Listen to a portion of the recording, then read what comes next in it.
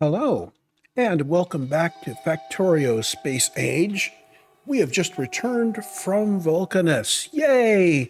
We have science, we have miners, we have foundries, well, some miners and some foundries, and we have all sorts of things that we want to research.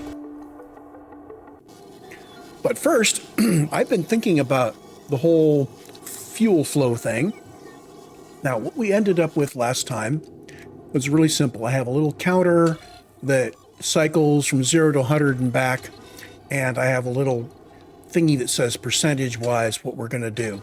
What I'd like to do is express this instead of this setup. I want, where every 100 ticks we circulate back through, turning on the pump for like 8 ticks and then dead for 100. What I want to do is I want to hit 1 tick at a time. Okay.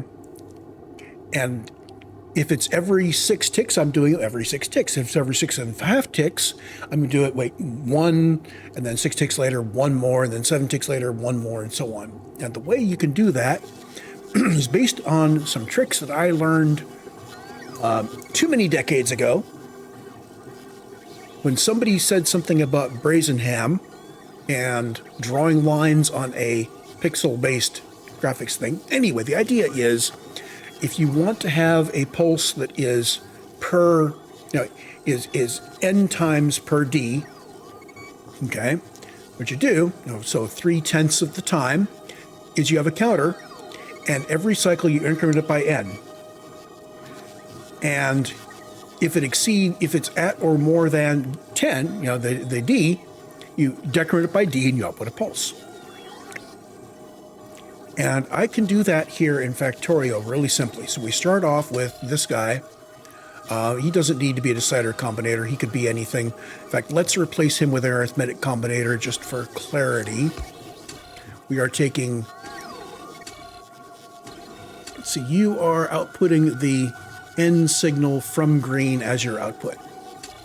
So we're going to take... let's do our input here. Actually, let's set up our feedback like that first. So we're going to take N from the green wire, not from the red wire. Let's put a red wire in so we can turn that off. And we're going to add 0, and we're going to output N. So this will turn N into a counter. If I take away the red wire, we have this. Boom, boom, boom. N plus 0 outputs N. Okay. And I believe that green wire is the only thing going here, so I can, in fact, get rid of you and have green going from you to you, and you to you, and you to you. So there's the same thing. So this is my summer, my integrator. So each cycle we are going to add N. Whatever the value of N was on the input, we'll cycle it through to the output, and this N will get added into it. Okay. I'm going to move you over to the left and redraw your wire, and you too.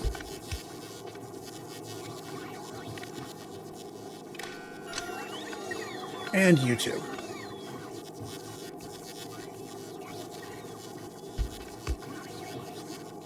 Oops. Okay. Let's put these guys firmly in the... There. So here's our output right here. You know what I've just done? I've just flipped this horizontally and left these guys tangled. Oh, undo. Let's do this better.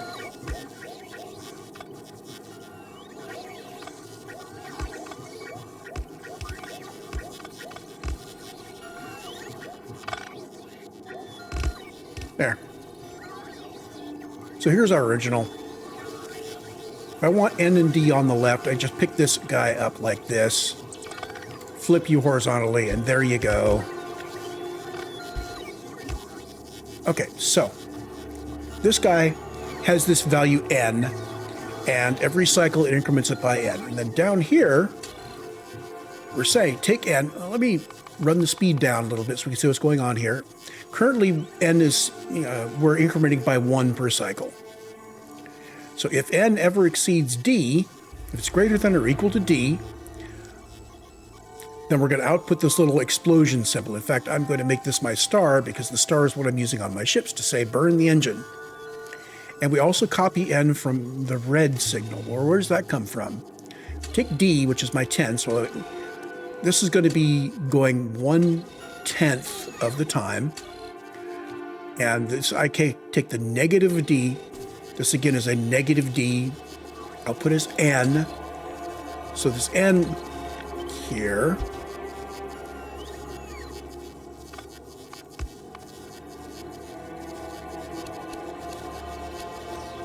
okay.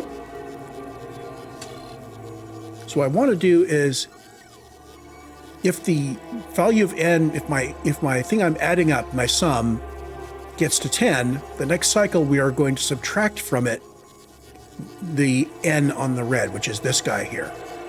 And I'm having to call all these things n so that they add together properly. And as you can see, what we end up with is periodically we get a flash of a star here. Now this guy, I need to change this. Oh, no, I don't. Let's pick it all up and put it all back down again so that all the counts start at 0. This is a little summer, which is just going to add up all the signals as they come across. And what we should see here is that the star is going to be about 1/10 of the C. So it should be going up by 1 every 10 counts. That looks about right. What if I want to say this is, say, 20 out of, well, the pumps actually can do 1200. So I'm going to say that 1200 represents the capacity of the pump per second. And I'm going to say I want the pump to be pumping at 100 per second rather than 1200 per second.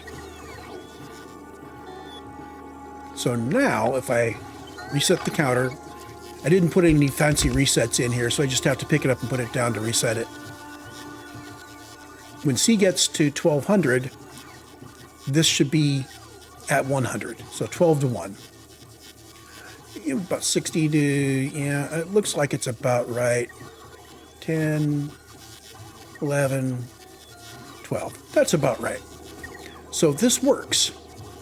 And it means that we're not getting, we're getting pulses regularly rather than waiting for a large number of ticks and then getting, 40 pulses and then nothing, and then 40 pulses and then nothing. I do not want to present a big bolus of fuel all at once to the engine. So this is what I want to do for better fuel control.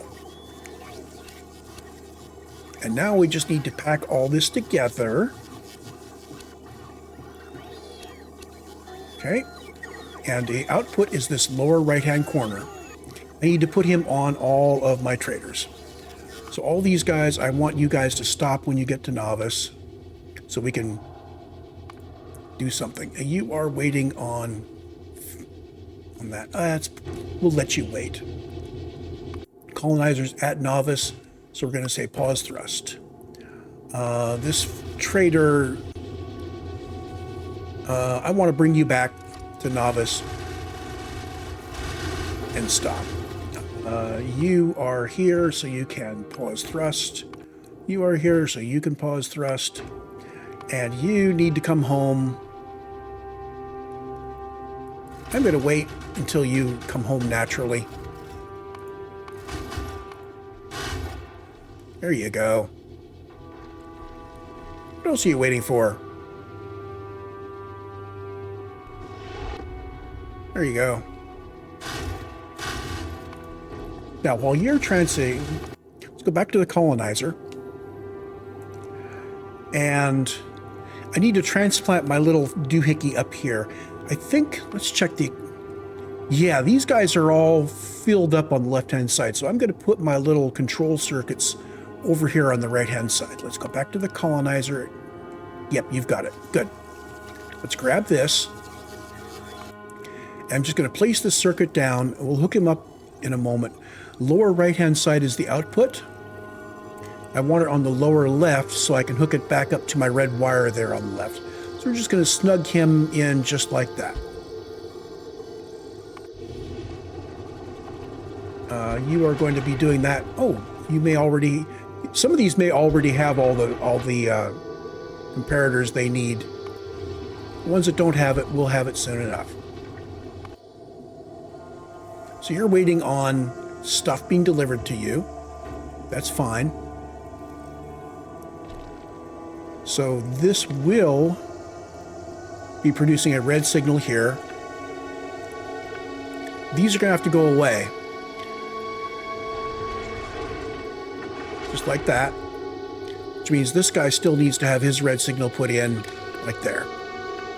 And I'm going to remove the green signal so that later I don't say, oh no, I had a green signal here for something, what was it? And then work out what it should have been and erroneously hook it up. So if we look at this, we now have that one pulsing. It should be pulsing 100 out of 1200 times. And once this is all going, I want to try this out and see if this is the appropriate throttle setting.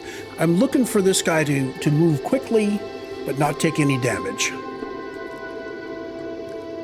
So let us set up the colonizer here. You are going to be going to Nauvis and Fulgora, Nauvis and Vulcanus. Let's head you for Volcanus. You're going to start by burning off fuel.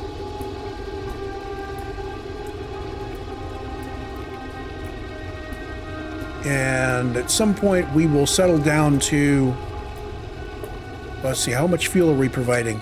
Out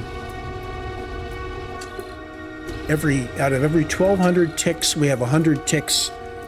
So we're providing 100 fuel per second. Split 3 ways. This looks like these are at steady state now. That guy's full of fuel. Efficiency's about 90%. They're flying at 92. I'm going to lower this throttle just a little bit, just to see how effective it is. I'm going to bring it down to 90%. So from 92, it should come down.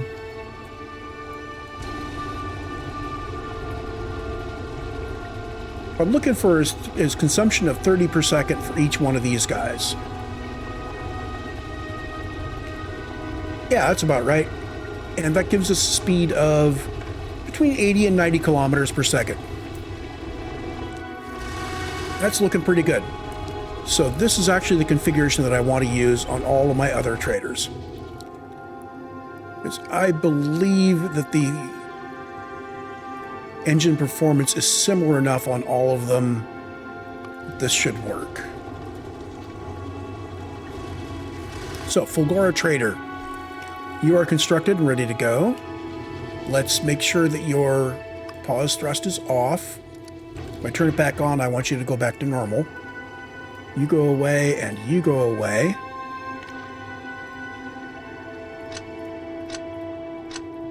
Green wire goes away. All this is kind of manual because it's deleting a bunch of stuff. I could have done something like, put in light bulbs or something to cause it to delete the other items, but this is good enough. So you are ready to go. I'm going to put you back on automatic. You're actually ready to fly again, so remember, we should be seeing about 30 per second fuel consumption.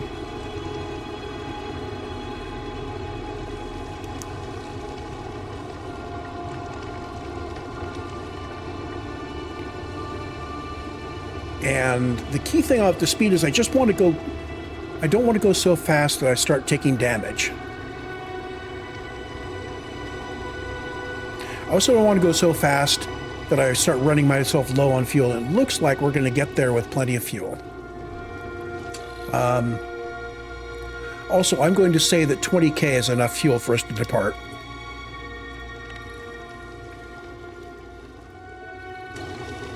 Let's set the other guys to that as well. Colonizer, trader, Trader, Science Express, Science Express. So you're sitting at 86, 87 kilometers per second. No problems, 30 per second fuel, that's good.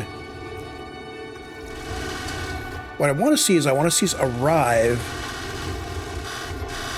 with enough fuel to depart again immediately. So the key thing here, the reason I want to save fuel is so that we don't spend a lot of time waiting to make fuel. Looks like at this level, we are perhaps going to spend a bit of time making fuel.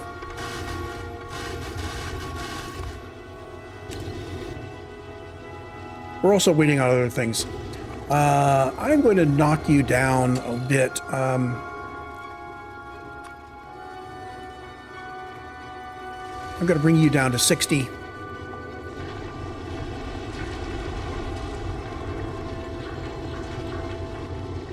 So Fulgora Trader at 60.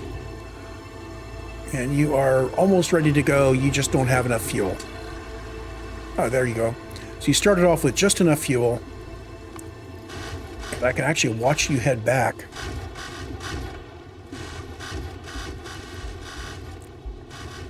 So at this speed, we're still not quite fuel positive. We're doing 65.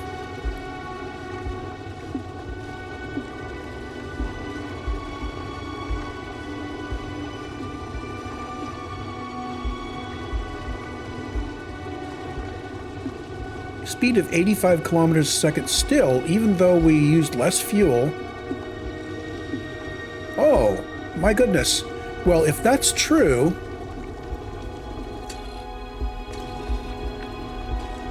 then let's just use that.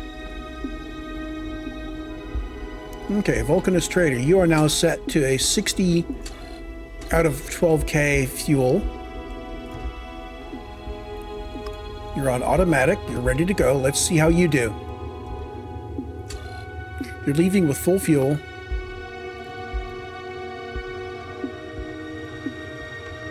Your fuel is staying nearly full. That's good.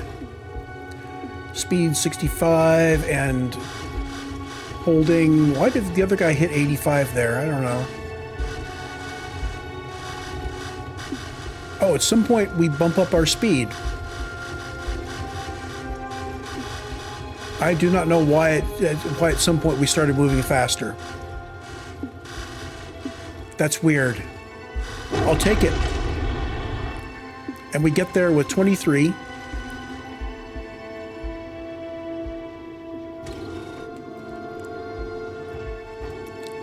Okay, I'll take that. We're just going to use that same thing for the other two guys. I'm just going to assume it's right for you guys. Automatic. And you also. Boom. 60. Automatic. You were on automatic. There we go. And I can watch you.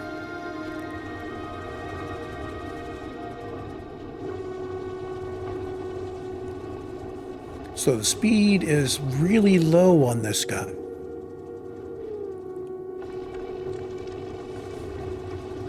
Oh, I didn't patch him in yet.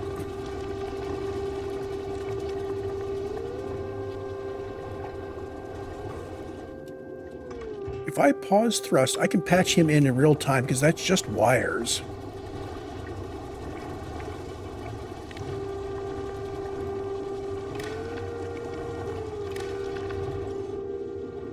Okay, and now we go back to automatic. And now we should be, well, it's going to give, there's some initial punch here. And we should now be declining a bit. It is 60. We should be running about 30 per second fuel. Actually, we should be running about 20 per second. Yeah, okay, it's going down to 20 per second. Good. So 20 per second fuel per engine is running us at 67-ish. Fast enough.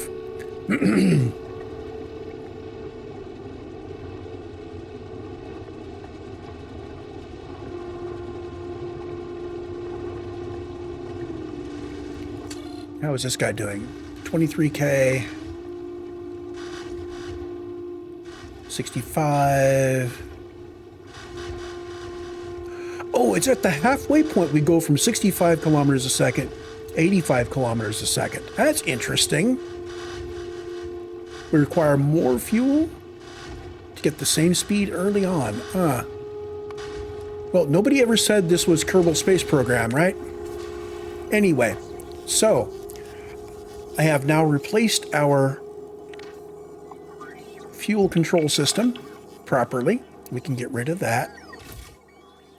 And we can see now we are waiting on mining drills and foundries to come in. Those are the things that I want.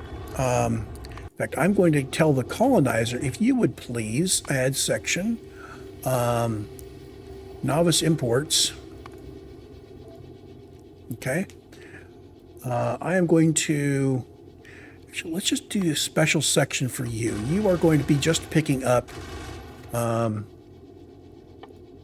more miners and more foundries.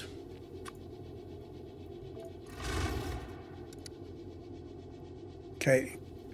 And you're going to be going back and forth between Vulcanus and Nauvis for a while. So let's kill you and kill you. You are on Volcanus. You are waiting for this.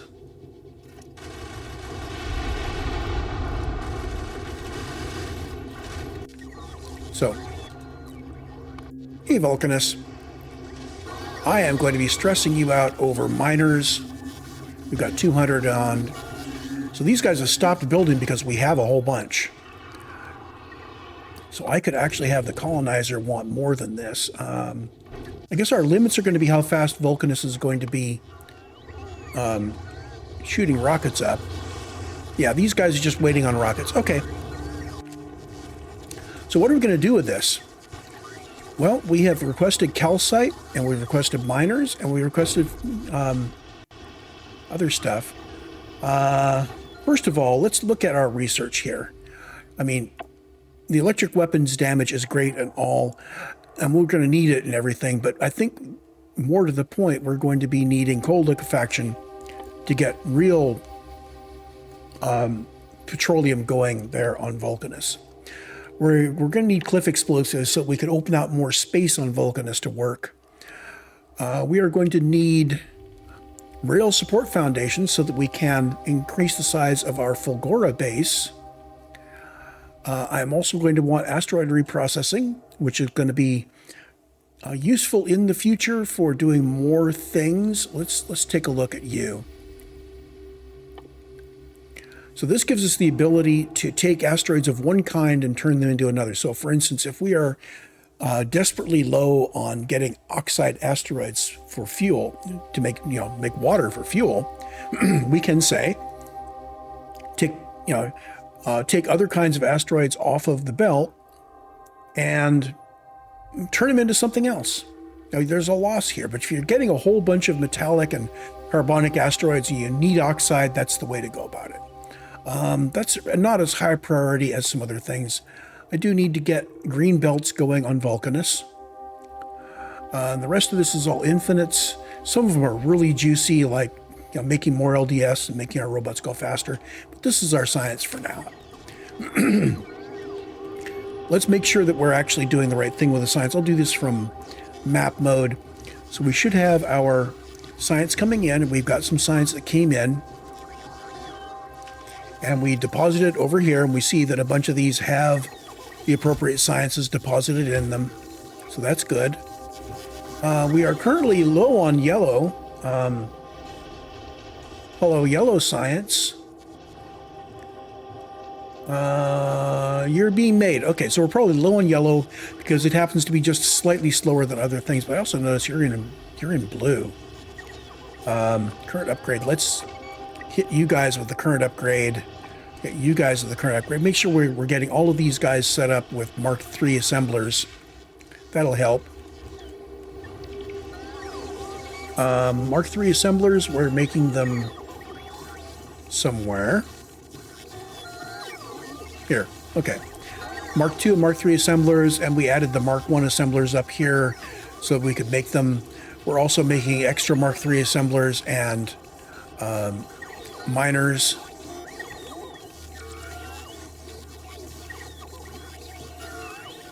Mark II assemblers, what are you waiting on? Don't tell me we need even more of these. It looks like we do. Fine. Okay, so that'll boost that. Now, our problem is that we are kind of light on the copper and iron.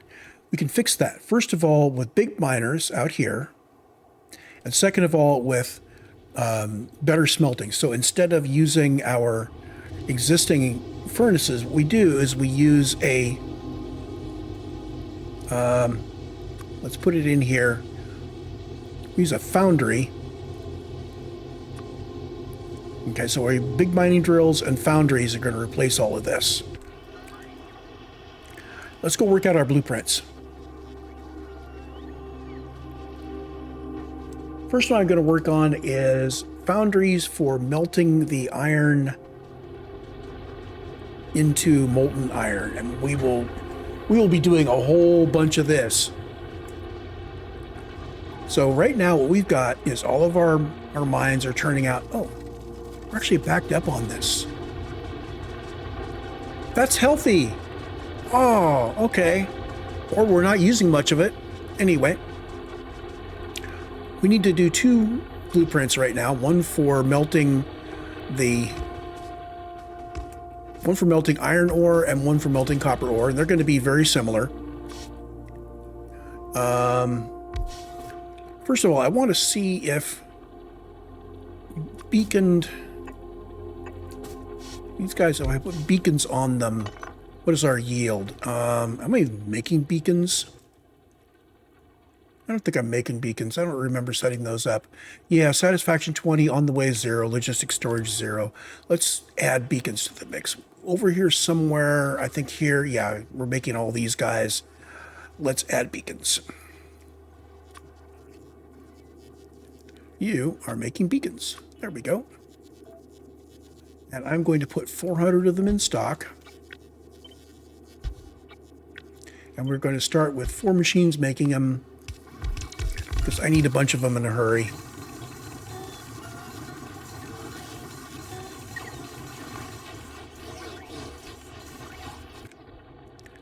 Now, if I go to map mode, I can come in here and I can set these up at least with their modules. Okay, and you are going to be melting iron ore. I'm going to put one down here that's melting copper ore, just so we can make sure that the numbers are working out right. So iron ore and copper ore melting. Like that. Just temporarily. And these guys are going to be using productivity modules. So, if I look at per minute, these each do 700 ore per minute. Now, blue belts do 2,700 per minute. 2,700 divided by 700 is 3.8. So it takes four machines of this configuration to deal with an entire blue belt. Okay. I think what I want to do is set this up so we have this kind of configuration. These guys are actually going to have a little more coverage from the beacons than they had from above. That's okay. We're going to set this up. What I think I'm going to do is I'm going to make this handle one belt and that handle the other one.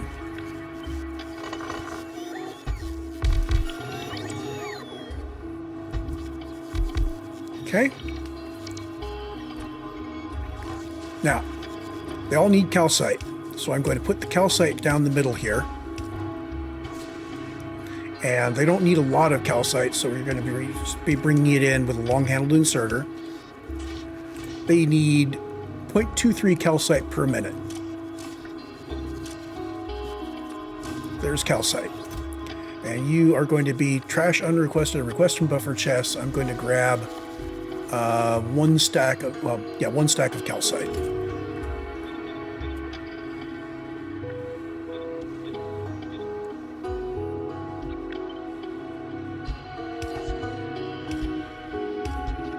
So there's the calcite. Now we need the ore.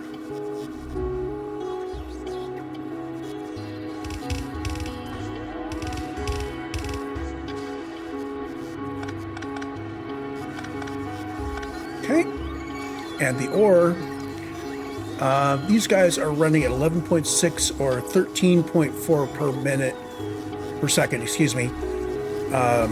These guys handle 12 in a swing, so I think that is going to be enough, just like that.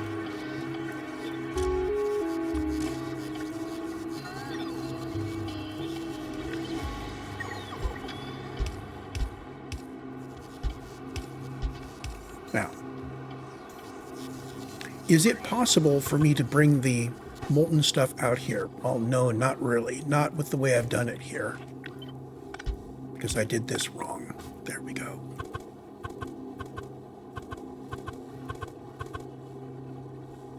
It is possible.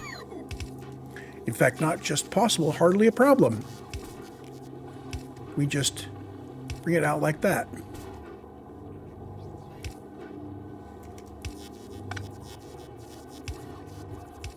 And I'm going to bring these in just like that.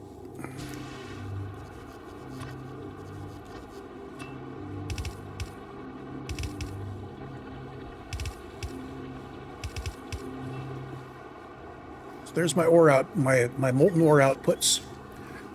This is going to need RoboPort coverage, so I'm going to give it its own RoboPort here. And I'm also going to put in a buffer chest here, which is going to be requesting calcite. So we're going to have 500 calcite in transit into the buffer chest. So if the calcite's coming from a long ways away, it'll handle it. And this melts transport belts, blue, 2.24 blue belts of ore. Wow, that's nice.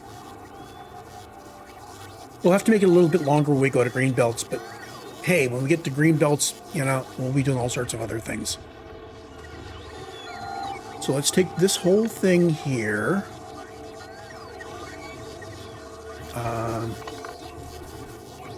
I should be able to kill off all of that.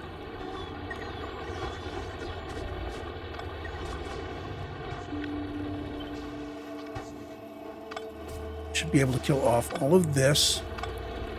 I need power.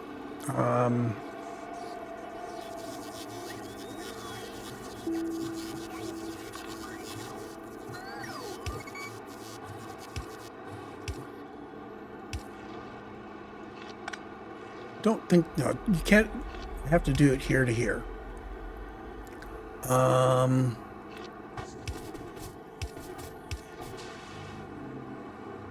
I could swap the calcite and the iron ore and get myself a little bit more leeway with my power poles.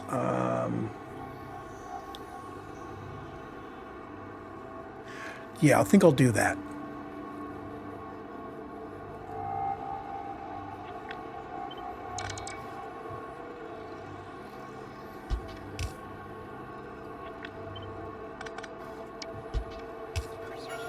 That also means that this guy can go from here.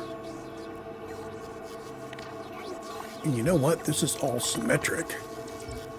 So that stuff can all go away. And we can bring it back to here.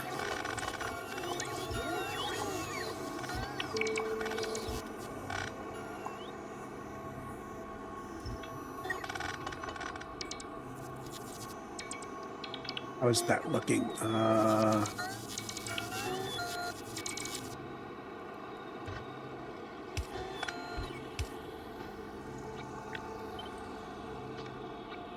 All of this flipped horizontally goes to here. That comes out like that.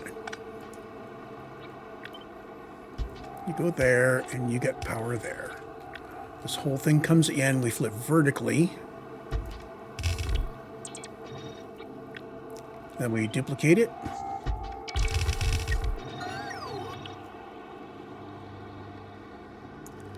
And put in our underpipes.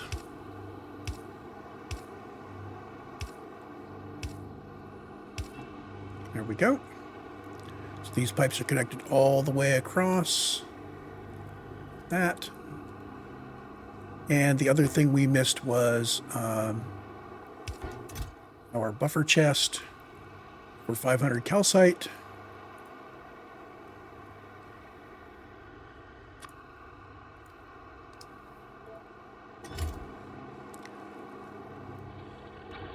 And let's use our normal strategy on these guys. So there we go.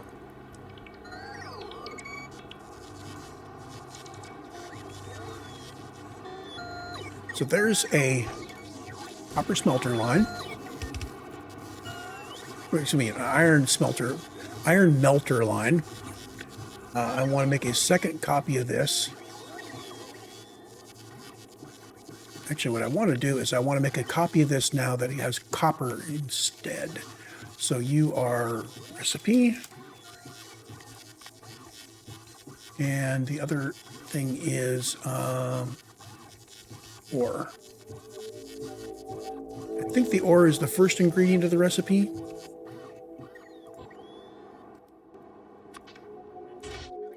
Yes, it is.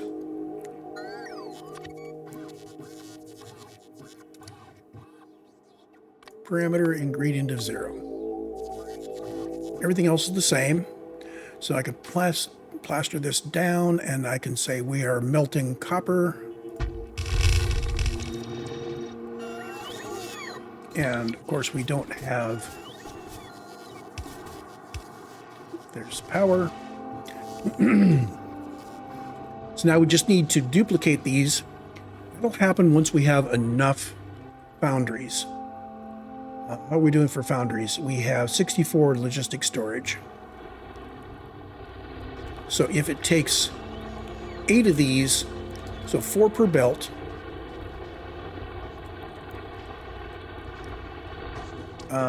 this needs ore, so 4 per belt. I've got 8 belts, so I need 32 total, so I can go to copper melting. However, that's not the whole story. Next story is making copper plate. So how much copper plate can I make with the copper, casting copper, like that? You have 1 input and 1 output.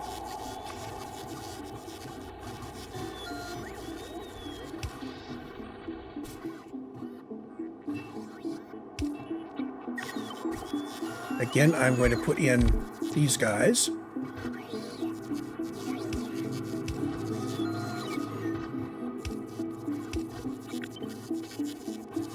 This doesn't need calcite or anything, so this is just going to be power and power.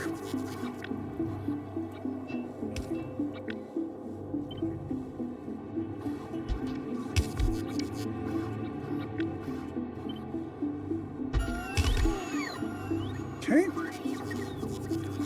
Now these are only going to be placing on the top and bottom halves of this, so if we get this out to too much, oh, wait a minute, there's enough space between reps that I can put in something like this.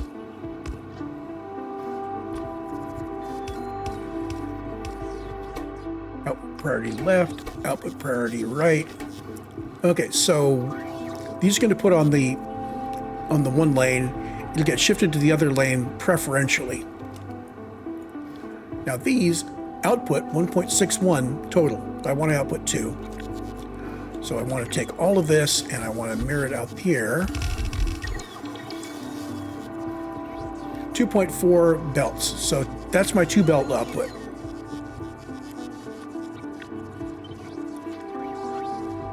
Take this whole thing, however. Come on, Alt. Whoops. Undo. I gotta wait for it to be put back down again. Alt X. Oh, I forgot the productivity on these.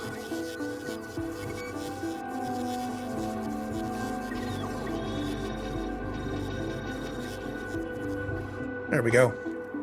So if the productivity module is installed, it's 2.3 belts. If I look at the whole thing here per minute, this says that we are making much, much more copper plate output. Okay, so if I said just one of those, so we have 12 machines making copper plate. If we had 2, we would need a third. So 3 of these guys, so 3, so 1 to 4. Let's check that. I should have just looked at the numbers here.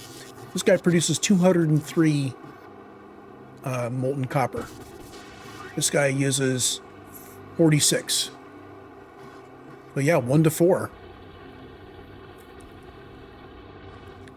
And this is as much as you can do before you fill up a belt. So if we wanted to fill up, let's see here. I am going to make a blueprint out of you. And again, we are going to change this as a parameter. Well, that's easy enough. I'm going to put you down. I'm going to say we're actually going to be making casting iron and casting copper. We're going to go down here. We're going to say casting steel.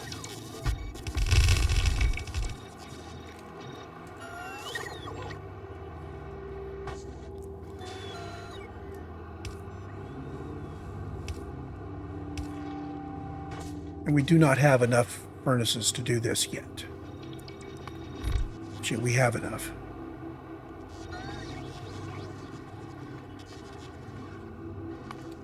So we are going to need a total of 4 belts of iron and 1 belt of steel. And this will produce transport belts, blue, 1.4. So this is all the steel we would need. This is half of the iron. Copper, we are so thirsty for copper. Why are we so thirsty for copper? Well, let's see. We need to make copper coils. What else can we do? We can cast directly to copper coils. So the question now becomes, is it better to make copper plate in the furnace, in the foundry, copper plate in the foundry, and then copper cable in something else, like, oh, I don't know, how about electromagnetic plant?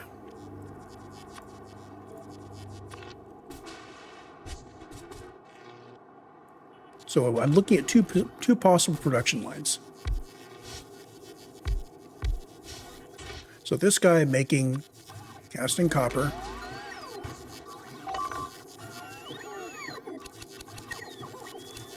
Into this guy making copper coils. Productivity everywhere.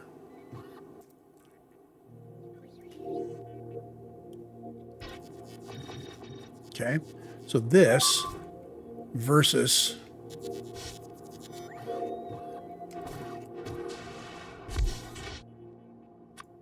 this. Productivity modules. I keep losing them because I'm a doofus.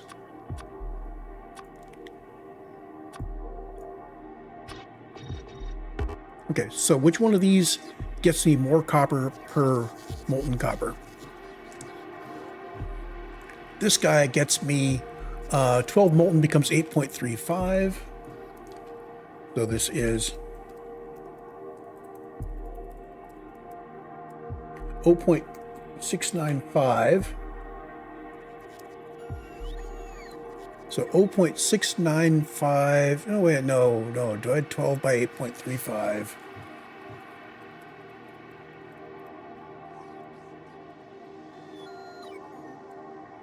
$1.437. So this is 1.437 of that. So 15 to 2.61.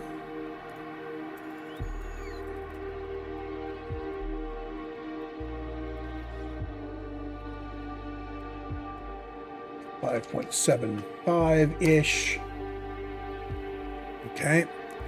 And this is a efficiency of 2 to 7.2.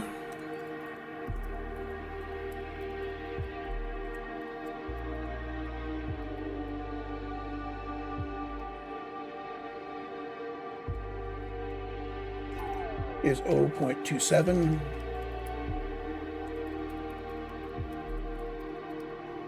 For a total of 1.55. So this appears to be just slightly better in terms of the amount of coils per plate, per ore. So what I'm going to do is I'm not going to use this recipe. I will turn out the plate just like I've been doing here, and then down here we will set up our stuff using the electromagnetic plants. That kind of makes sense. So having electromagnetic plants gives us a better way of doing things than just foundries. So foundries coupled with electromagnetic plants, we have 105 of those in storage, so we're good. What are our other uses of copper? Well, mostly it's making the damn coils. Coils, and then down here we have low density structures. So we're going to have choices again on LDS. Do we want to do LDS in these guys? Or, well, do we want to do it this way with the upgrades? Let's hit this with the upgrader. I just can't. I mean, come on. I'm going to upgrade these guys, and I'm going to drop prod modules in them, because we have a problem with resources right now that we're not going to be fixing until we get a whole bunch more stuff from Vulcanus. I'm going to now add, when I hit this guy, hit the assembly machines with this guy, they are going to be, please put in productivity modules.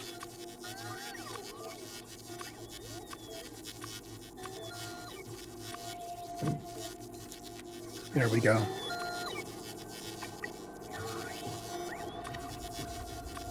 Except I didn't save it.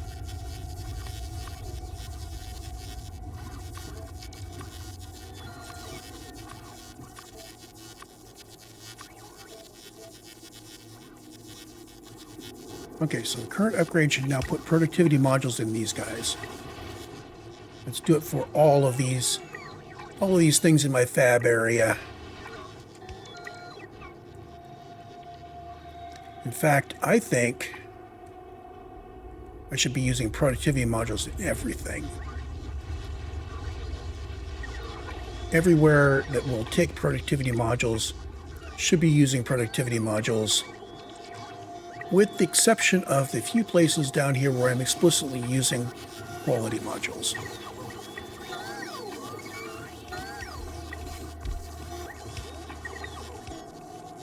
Now, we all know what's going to happen here. I am going to be regretting this because I'm going to be using up all of my productivity modules on this.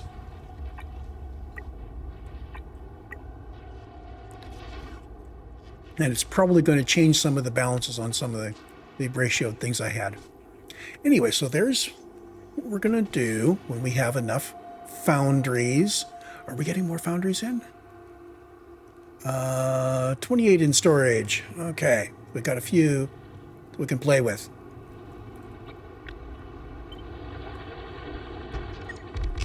So that quantity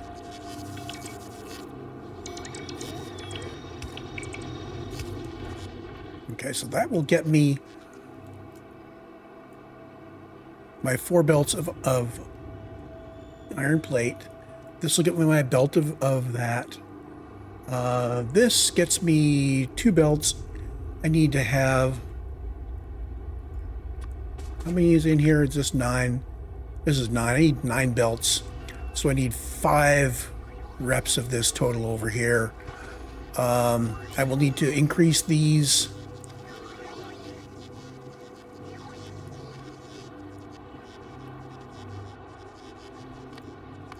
So per minute, this is telling me I need slightly more molten iron.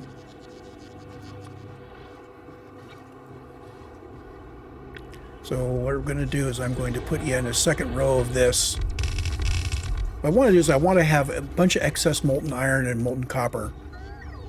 We'll actually end up increasing until we've got everything flowing. But this looks like the flow that gets us what we need. So we go to transport belts. This gets us 4+. This is only at 2+. Okay. We're not going to be able to rate this out. Let's take this. And I'm going to drop you over here.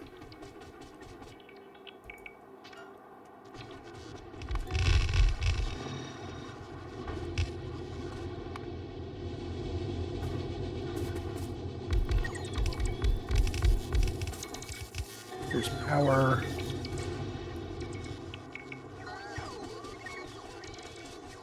I guess we're doing the iron stuff first.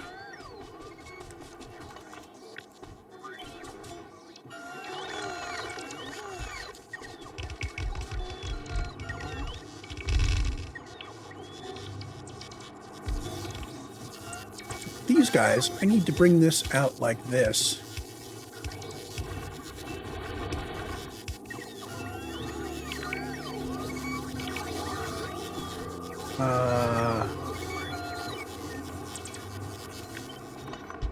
Move you to there.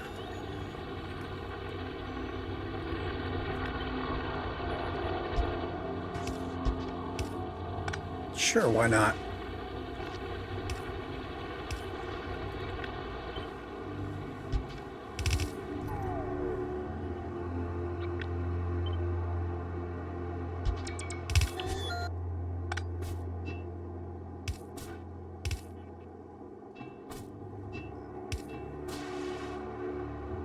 That's you and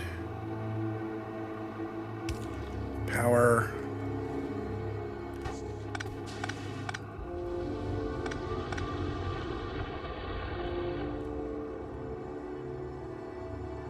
So now in theory, this area can replace all of that. I just need to get my iron coming in, and this means we only need 4 blue belts out of this. And actually, it turns out, if we look at this, we're only getting that many blue belts. Okay. Well, that's good. That's really good.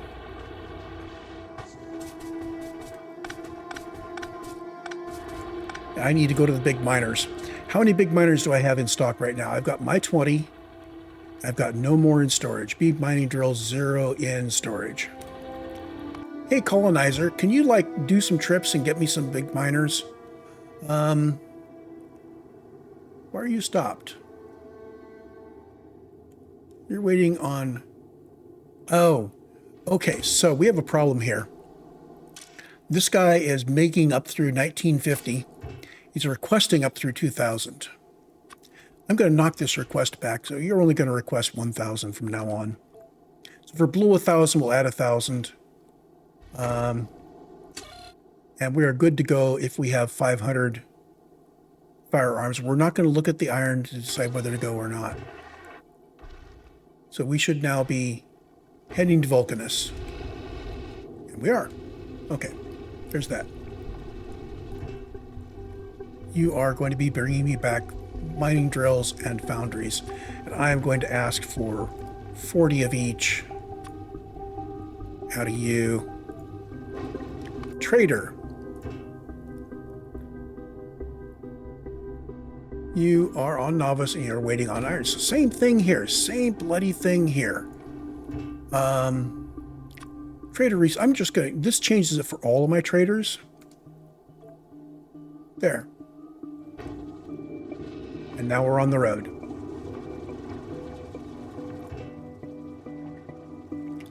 And your requests are all of this stuff. That's perfect.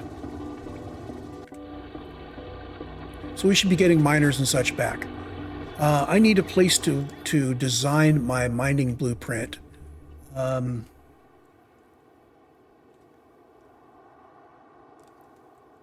Some place where we have radar coverage and we're not doing anything. How about right here?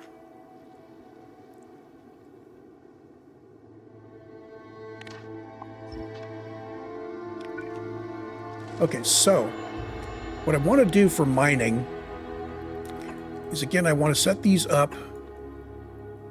Do I want to... I do want a productivity, these guys. So miners with productivity. There's a question about whether to beacon them or not. I don't think I'm going to beacon them.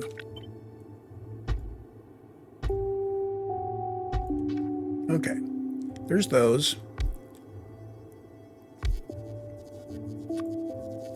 Now, one substation dead in the middle covers all of them, but if I put these adjacent to each other, if I go from 4 to 8 and so on, if I don't overlap them, then the substations won't connect.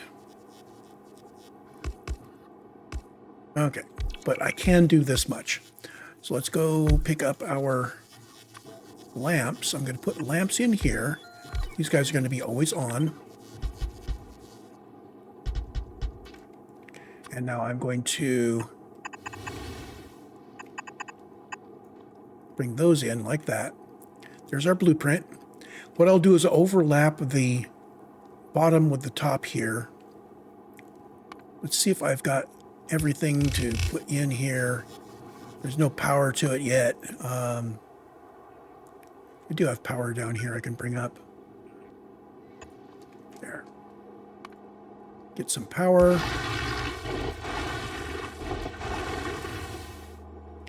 Okay, the productivity modules are not installed yet. I have to wait for those.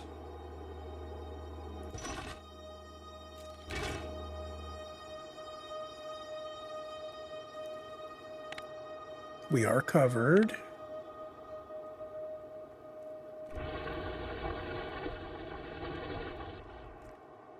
Now, without the productivity, let's go back to looking at it again. Without the productivity modules, these produce 0.6 blue transport belts. So I'm thinking we're going to need these 4 and 3 more above and 3 more below to fill up the 2 belts. That probably won't. But this looks like it's a good compact setup. So let's blueprint this.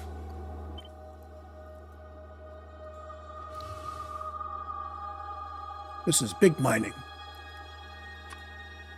And we are mining into express splitters. And we are using substations for power. And we are using undergrounds to manipulate things. These are useful many places. So let's put big mining first, then miner unit 2. Down here, mid-cell power and that guy. And the launch pad stuff.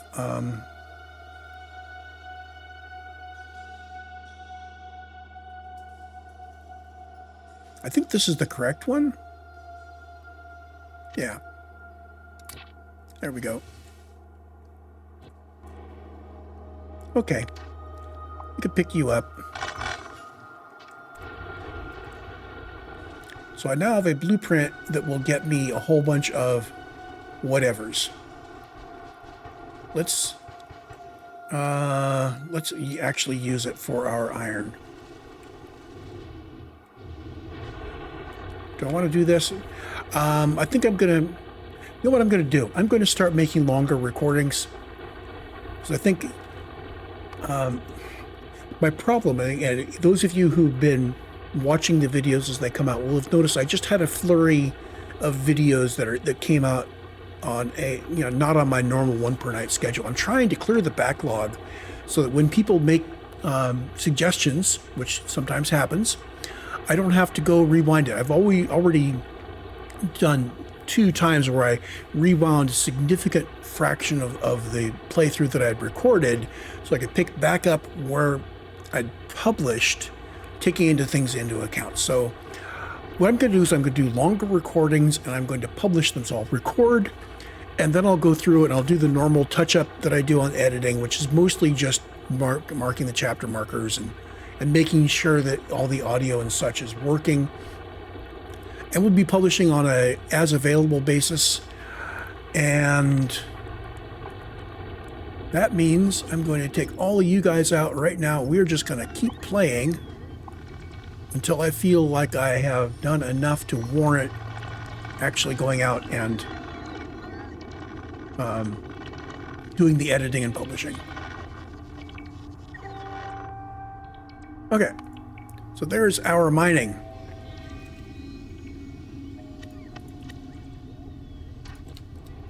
Big mining. I'm going to start one of these guys off near the middle. What I want to do is get 3 of you like this.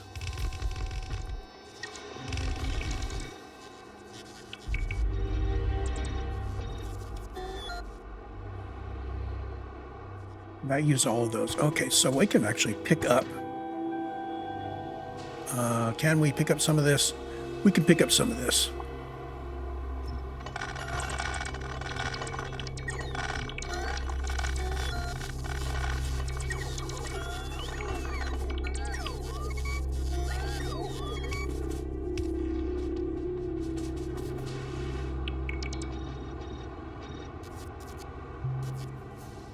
Okay, so this should cover everybody. I'm going to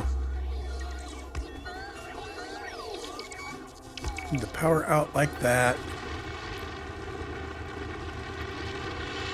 So with prod modules and everything, this is 1 blue belt that I'm bringing out on 2 blue belts.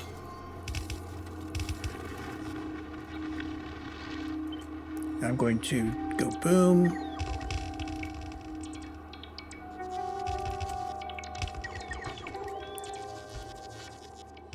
So we have 10 belts. Oh, wait a minute. I need to start off. Need to do this fairly compactly so that I can get this going while I'm waiting for more miners to be delivered.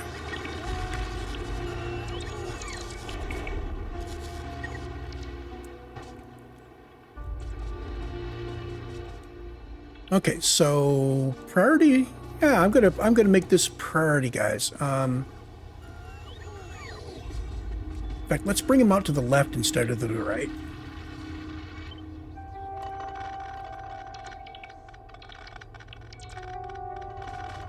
Run this up. There's my absolute top.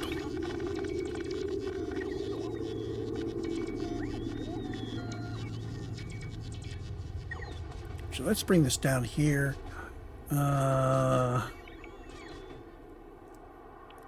No.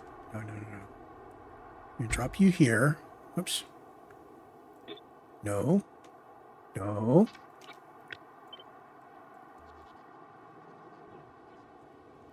So if I want to do some sizing here.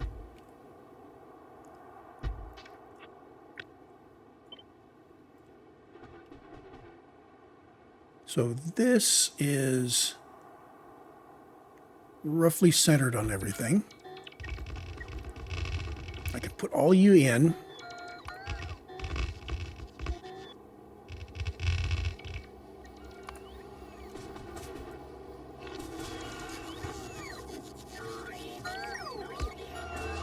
Okay. And now we start putting the miners in.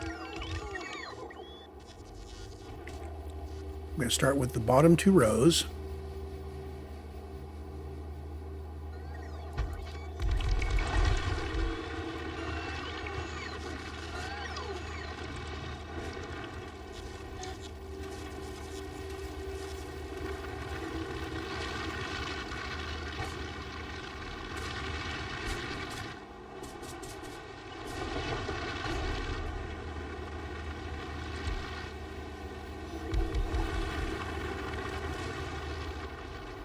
So what I want is I want belts coming south. 2, 3, 4. I want to do priority insertion. These guys do not need to be lane balanced or balanced between them. I can, however, at this stage say output priority to the right. So high priority here, low priority there.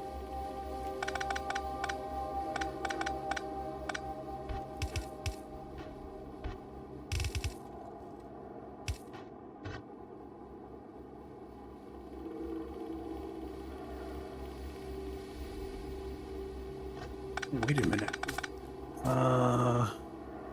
Oh, I know I can do this. We've got 4 coming down from above.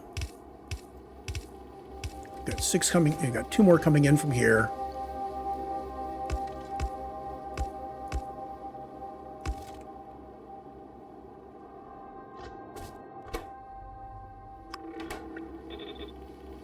At each stage, we compress it to the left.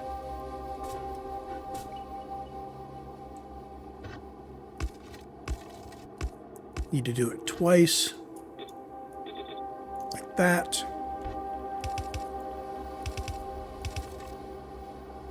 And that gets us our 4. This is actually output priority left is deconstruction.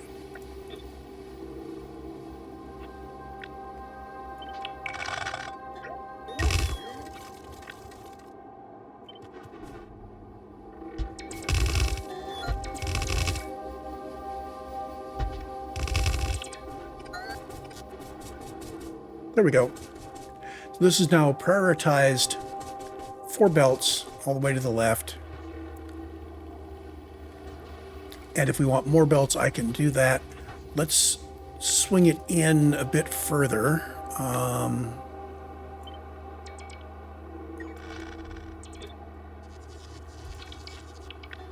going to grab you guys, and we're going to bring it back. I'm going to use shift to put it in so it doesn't override the undergrounds, but as close as possible. So if I want to do more belts to the left, I can do that just by replicating the pattern.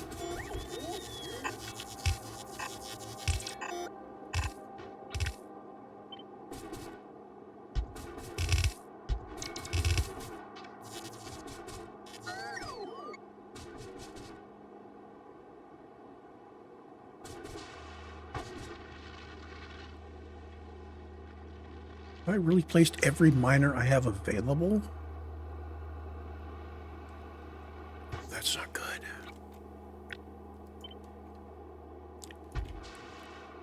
Fortunately, I don't... If the miners aren't placed yet, they won't be in the way, but yeah. So you need 2 of these and 1 of those. Let's do the steel first. I could do that by grabbing you, putting you down there.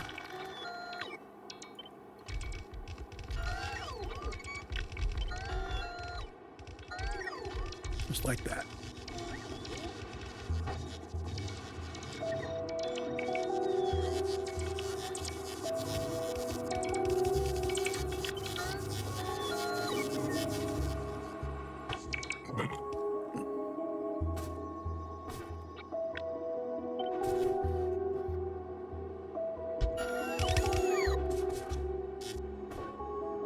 I could put in 3 of those. Yeah, let's do that. Let's give ourselves 2 more lanes here, even though we know it's not going to be filled.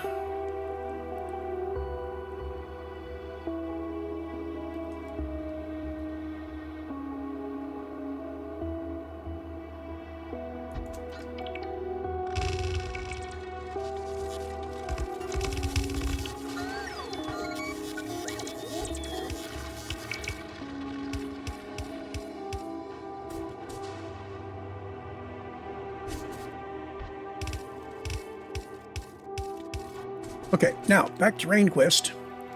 Balancer book. 6 to 6. I need a 6 to 6 balancer.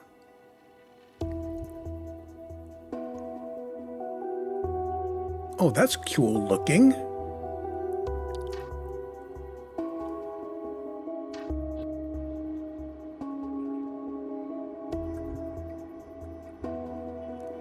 That is cool looking. I like the way it comes out.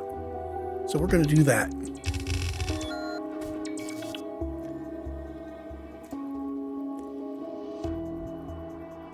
Why am I not being refilled? Oh, I'm probably outside the logistics network.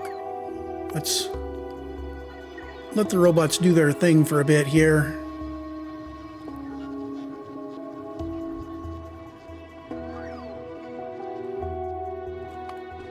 Now we're currently running without any iron coming in, so yeah.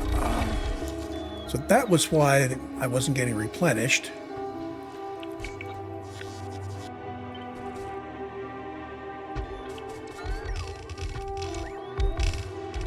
Okay.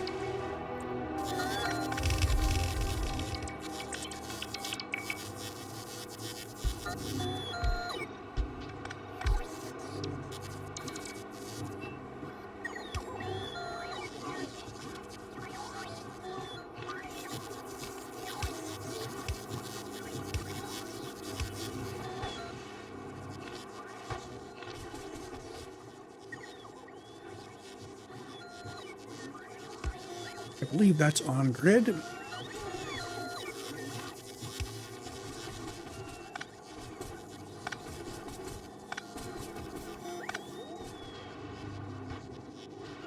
Okay, so there's our 6 belts. There's our 6 balanced belts.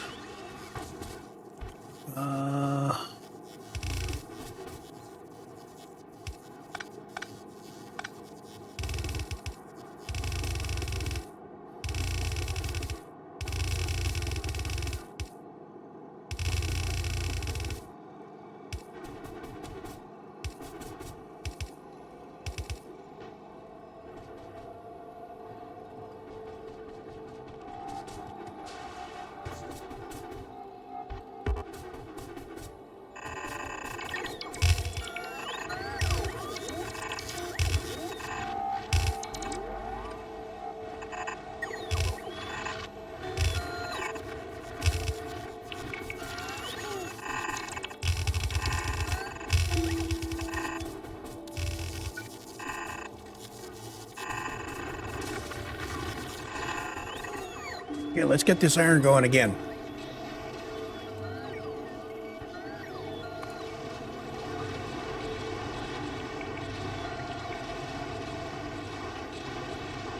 Okay, so we have we're still waiting on a bunch of productivity modules, but even without them, we're getting 6.9 transport belts out of all of this. Yay! Huzzah! So I can actually go even wider if I want. We can end up with even more iron. And we have a bunch of molten iron that's spare that we could send out for other things here. There we go. Now, you guys, let's grab all of this, bring all of you back.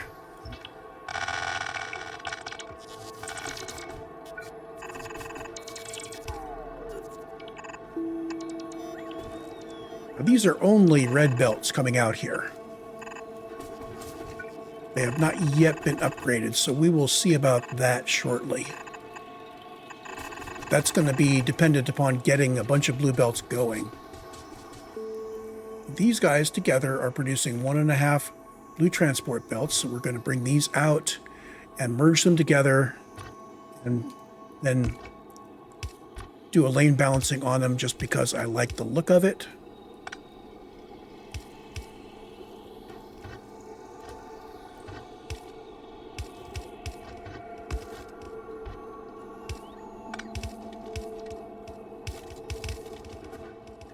And you are going to go all the way out here to where the steel is coming from.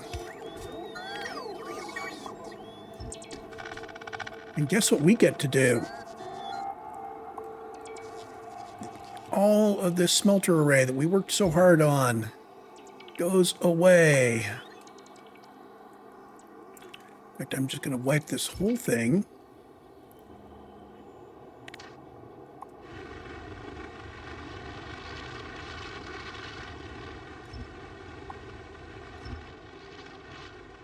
Now we do need some ore coming out to that guy. I'm going to put one here. Why not? So I'm going to have this be actually a priority lane of ore.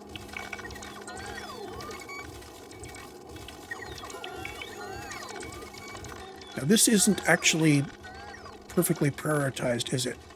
Well, sort of.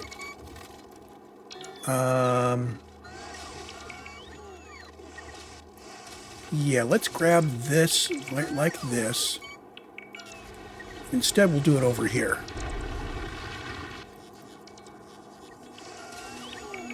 Now that does mean I'm moving my power here.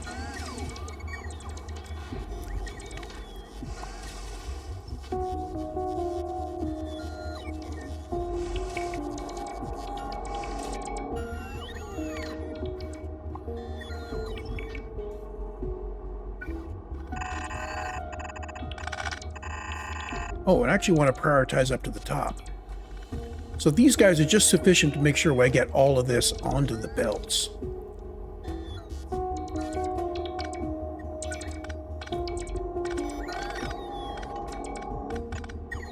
So if I want to get all of this perfectly prioritized,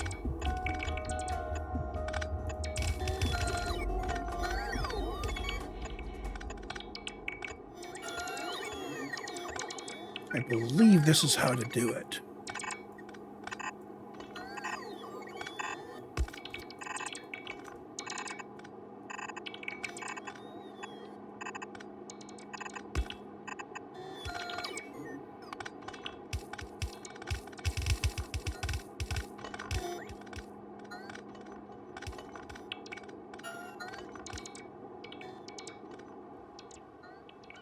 What, how many thousands of bots do I have? Why is this not filling in so quickly? You guys get your grid back. Thank you.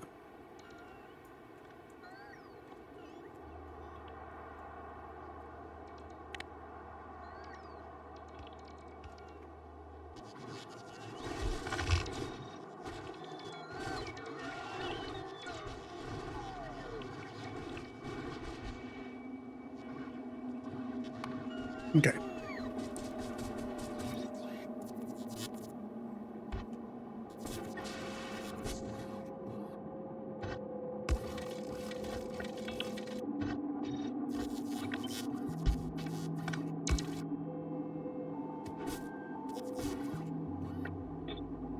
Now, all of these guys are actually going to be a priority left. So we're snugging everything up to the left-hand side here.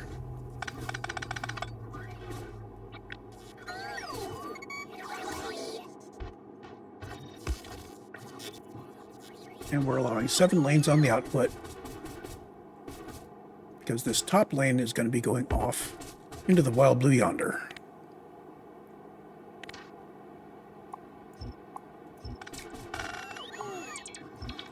These 6 lanes go down like that. So I'm going to flip you around and put you in place just like that.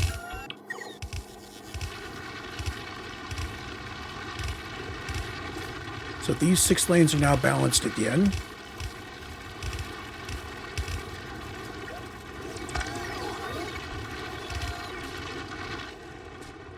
And you are going up to this guy.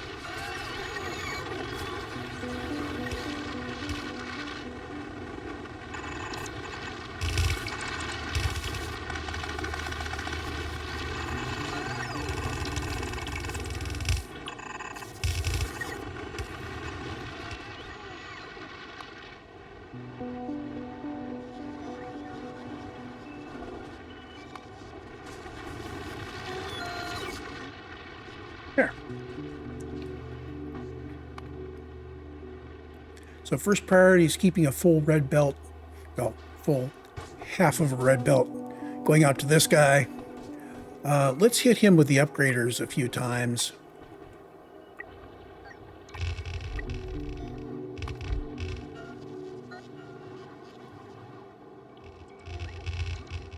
And the wave of robots comes in with all of the stuff we need, most of the stuff we need.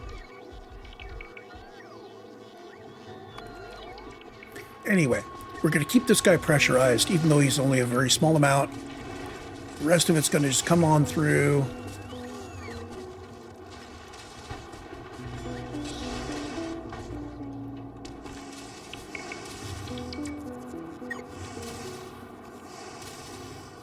Now, these guys are blocked up because I didn't put in those pipes. There we go. Up here, I am going to be putting in one of those just so we can monitor. So this storage tank will tend to stay full. And if it starts getting low, then we want to look at, is it dipping low and coming back up, or is it steadily decreasing? And there is our new iron foundry, which takes the place of that entire big thing up there.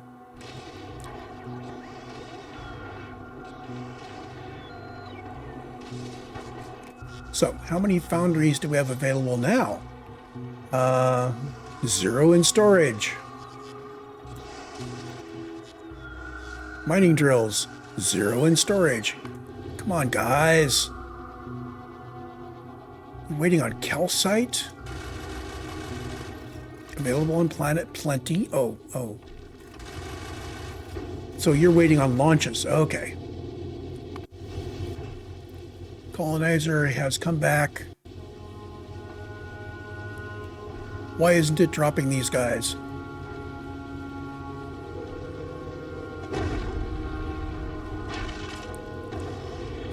I'm going to have this be special delivery. And Nauvis. You need to be downloading 5 special deliveries, don't you? See, just these is not enough. Okay.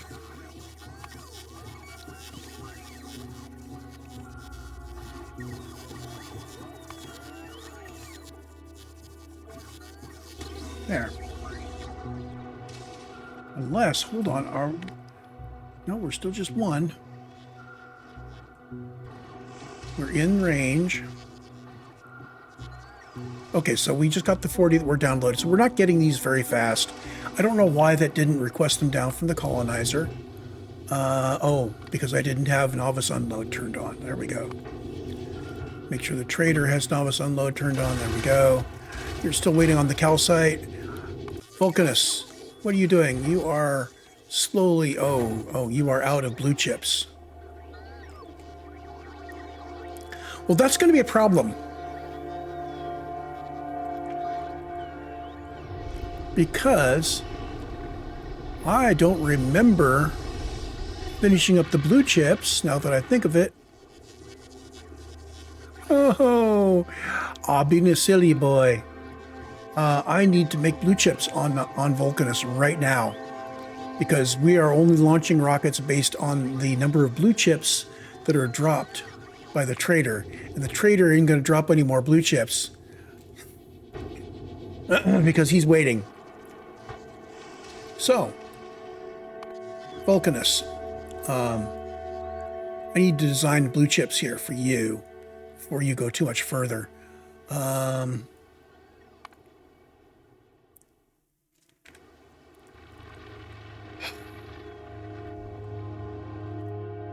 Okay. Step at a time. Electromagnetic plants to make blue chips. Space to make blue chips. I'm going to need to bring in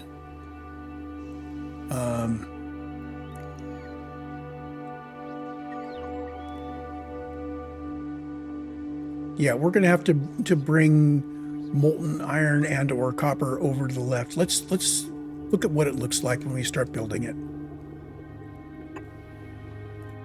You're building blue chips. You have Productivity modules up the wazoo. You're going to need sulfur.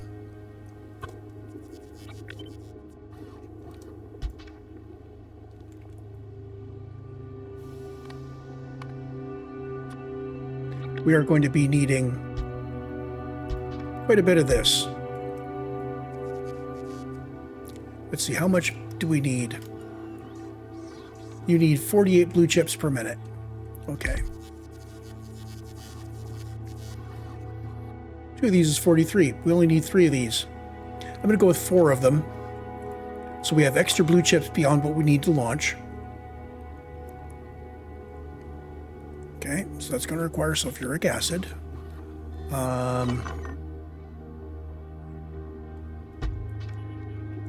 Okay. Now you're going to need red chips and green chips.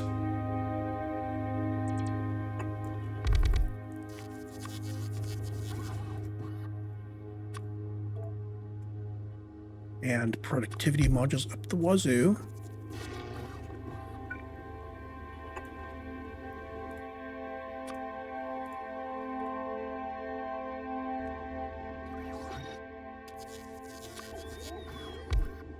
I wonder if I have a blueprint for this already. Grid and I would have to go to the old build. This is actually a tricky little design. I'm going to go take a look at my old blueprints. See if there's something here that will look interesting. Tile level nuclear.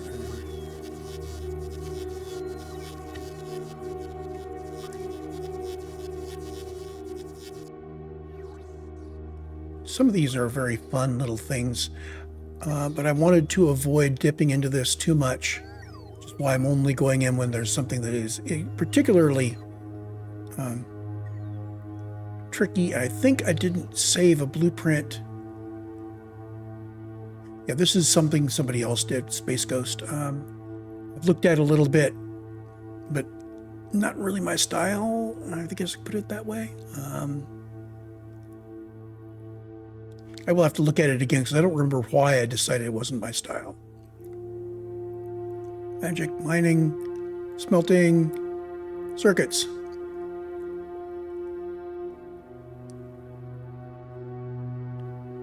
Well, goodness. I remember putting a lot of effort into these. So I am going to grab this. Actually, let's make a copy of it. I'm going to put it out here. 800 per minute blue chips.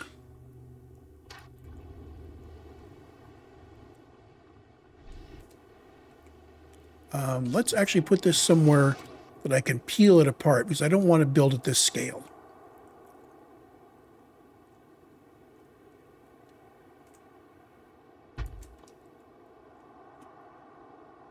So it's 800 a minute. I really want 1/10 of this. 20 of these guys. Let's go with just 1/5 of it. I can get.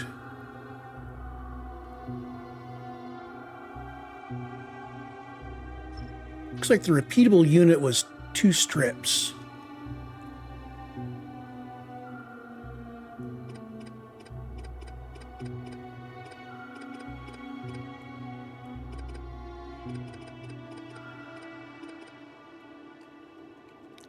Okay, so we've got something coming in across the top. This is plastic coming across the top.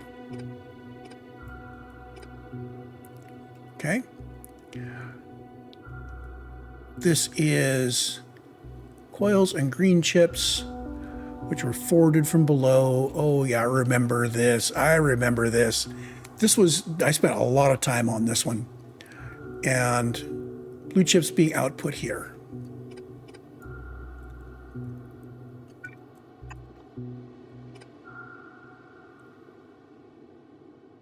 Sulfuric acid. Yeah, if I clip this here, it means I clip this along this axis right here.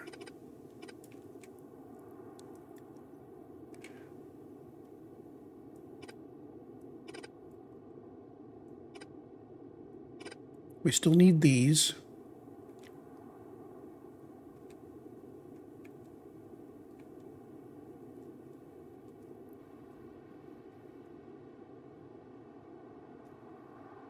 Okay, I'm willing to use this recipe. Let's go over it really quick to make sure that both of us understand. Well, all of us. I assume there's more than one person going to be watching this. So first off, we have our local... Oh, wait a minute. I was not going to do this. I was going to use these guys. Let's adjust this a little bit further.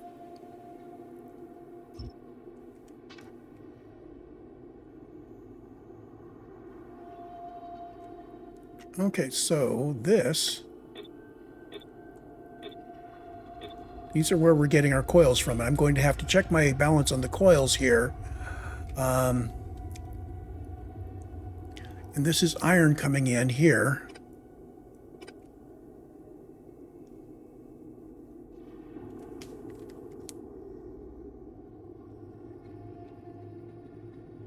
I might be able to bring... No, I really do need to bring iron in the middle. This is going to be a lot of iron coming into these guys. So iron plates, and we've got copper plates that are going to be feeding into these guys. But these are making copper cable.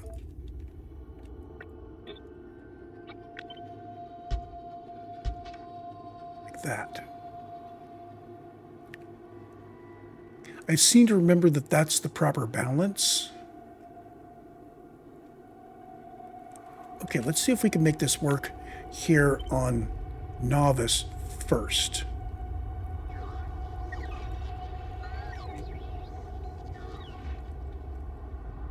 Okay, I'm going to put it out here where we have access. Oh, actually, we just need access to the two kinds of plate and plastic. So really, I could put it down on the end of the bus here if I'm just doing this for testing. Yeah, I'm just doing this for testing. So we're going to put this down here. Let's see if we can get it working. And then I will transplant it over to Vulcanus.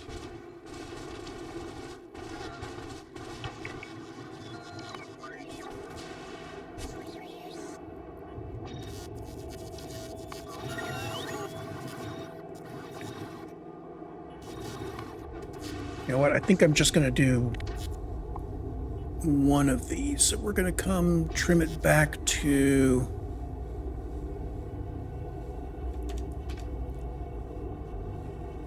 No, almost did the wrong thing. Need to trim it back here.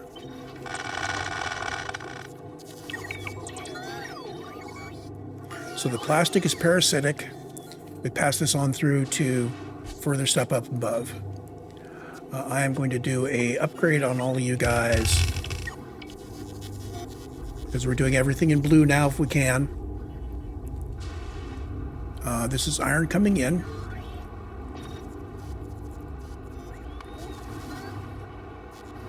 Come on, I need the...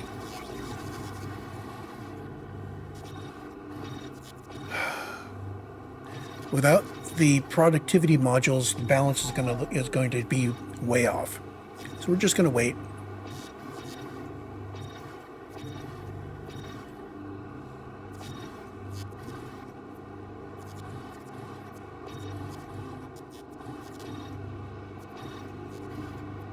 Almost there. Come on. A couple more. It would be this machine like this.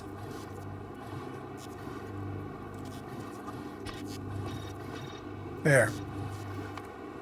So altogether, this whole thing, we need one more copper coil machine, or we're going to be throttled on copper coils.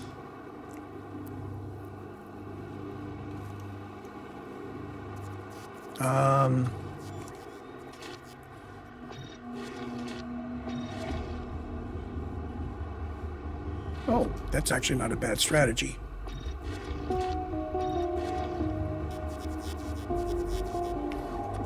Let's put in speed module. Yeah.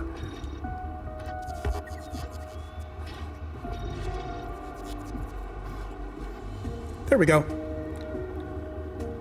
So this much of it produces 89. Oh, that's actually enough for what I'm doing on Vulcanus right now. Oh, beautiful. Okay, so with that layout,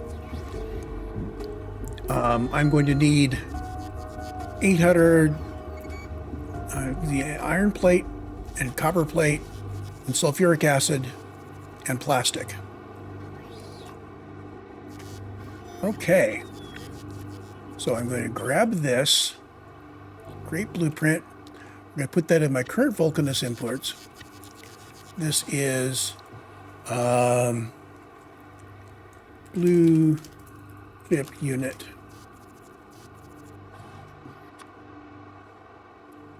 And I am just going to put in what we're doing here. Blue chips. And we are using express belts, including undergrounds. And I really should upgrade all of these. Oh, why is that guy? Oh, because I was originally setting this up to also make higher quality blue chips. So that's why I had the inserter with anything. Well, we'll leave that in the blueprint. But I do want to upgrade the blues to greens. I think current upgrade does that. No, does not upgrade blues to greens. Do I have a? I mean, I'm looking for an upgrade that does just the inserters. That one. There we go. So all of our inserters are green, just in case, except for the reds, which we can't get away from.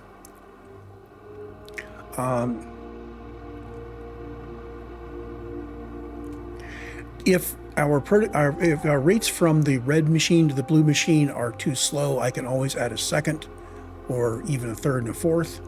If our rates of input of plastic are too low, I can add more there. We're already doing about as much as we can do there. Okay.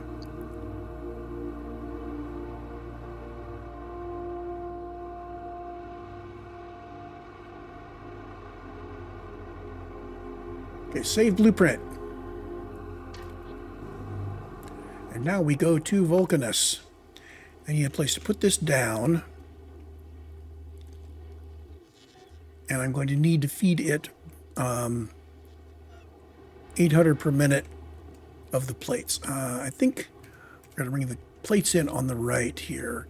We also need plastic. Plastic comes from up there. Oh, that's not good. We need to have more coal machines putting into our logistics network, I think, soon. Put this in over here. Do I have any place where I am building iron and copper plates in bulk? Yes, down here. Okay, if I'm doing iron and copper plates in bulk down here, then the question is plastic. We are not currently doing plastic in bulk. Plastic uses I'm sure, yeah, we're doing plastic, but not in big bulk. I will add more plastic. We'll bring the plastic in via robots. I'm going to come in down here so we don't have to bring that stuff in. I just put it in right here. There we go. Now, I'm going to revise this. So we're actually requesting in the plastic.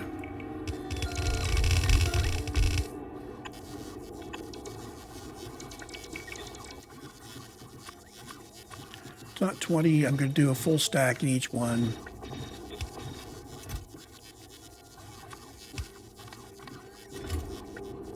Like that.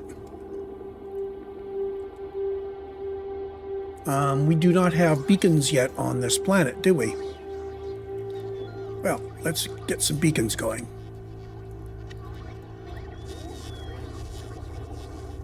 I think we can make beacons in the electromagnetic plants. Oh, do I not have... I don't have parametric production using electromagnetic plants. Okay, there's an easier way of doing this than what I did before. I'll take you and duplicate you.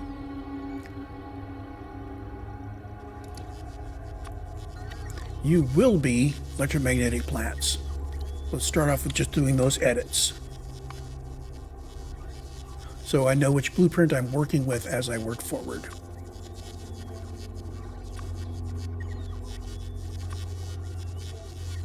Now I'm going to keep this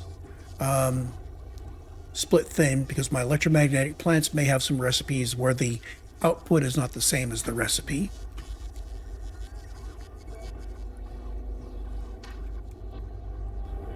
Okay, now we put you down.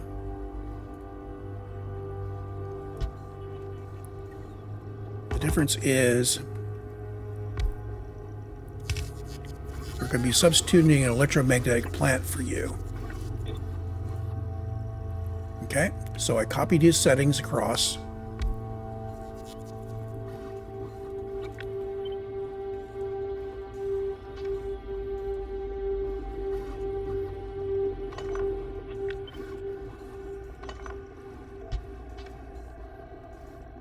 Okay, so your settings are parameter 9 is the recipe, parameter 0, less than 100 in logistics.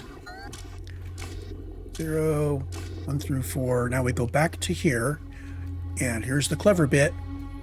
Everything's all set up in here. We just need to select new contents, which gets the new machine. And these are all still set up.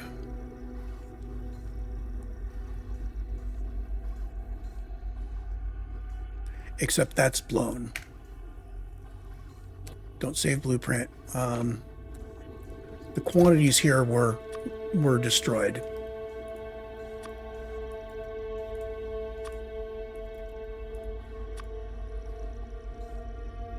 There. Now we do this. Always double check. Select new contents there. Now we double check this. We see recipe is on 9, product is 0, stock quantity is 100, and his input. We have our 5 ingredients. And apparently these were lost. Oh well. 5, 4, P3, P2.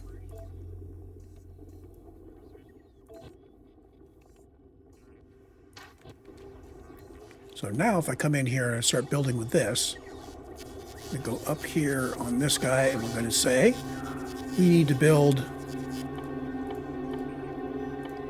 we can build all of these things.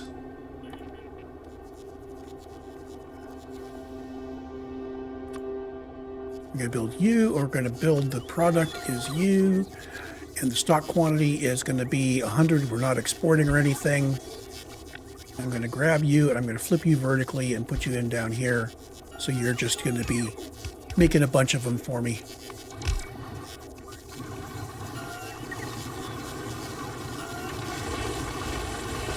There we go. And now if we go back down to this build, we should have our stuff coming in. We have it all going here.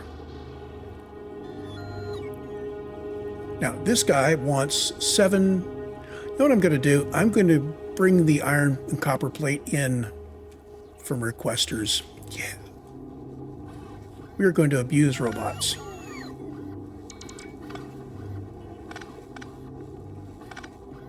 In fact, I have one place here I can do it. Like that. Trash unrequested. Request from buffer chests. Iron plate. 2 stacks.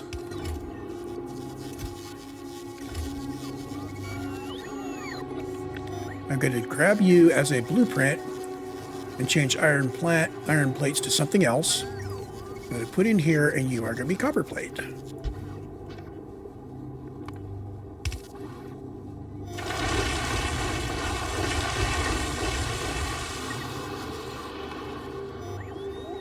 Now, we're stopped because we don't have sulfuric acid in.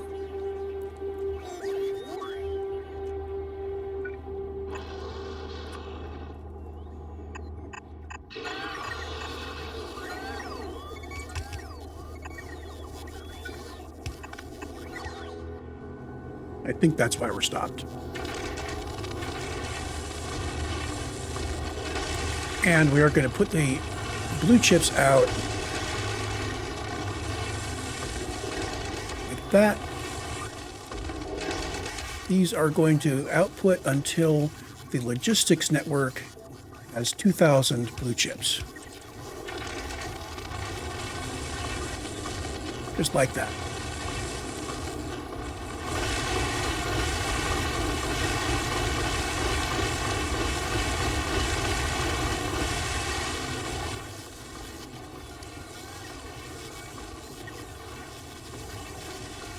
Processing units. Wow, look at that. Production went right up to 90 per minute.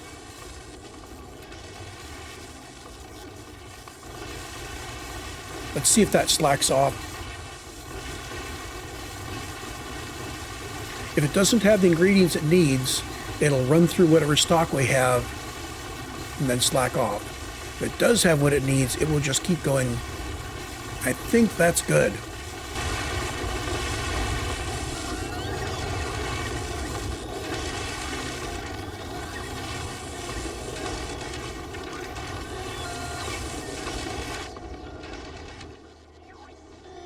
Now that same setup with some modifications I can also use on Nauvis as my bulk production.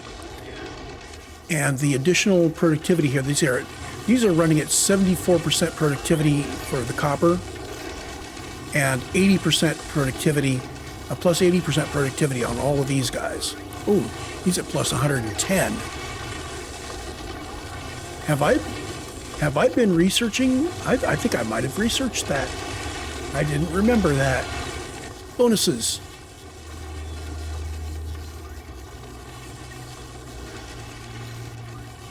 Yes, I have plus 30% processing productivity bonus on processor units. Oh, very nice, very nice.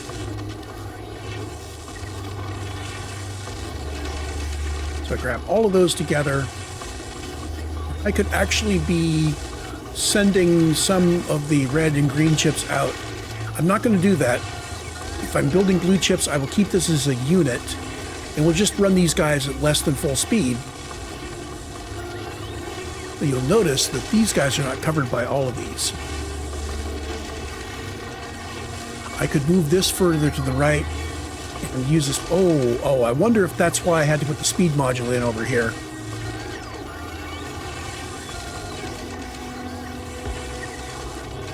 Let's grab all of this and move it off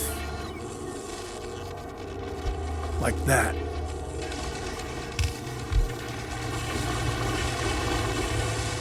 Now, in theory, I think this means I could go back to a prod module in here.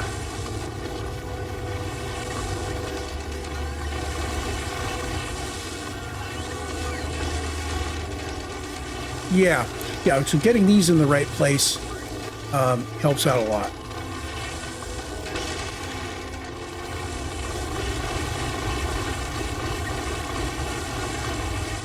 Okay, so we're going to go back to our blueprints here. Vulcanus blueprints, blue chip unit, capture all of this with the changes that I've made.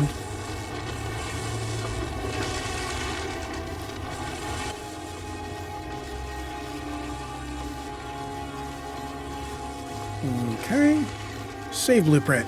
There we go.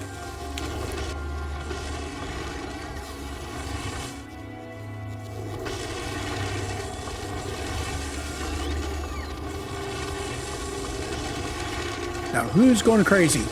You guys going crazy.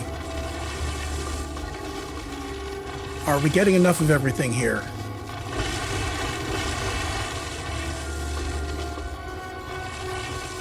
I don't see us slacking off any, but this may very well be pretty close to the limit on the yellow, on the red inserters here.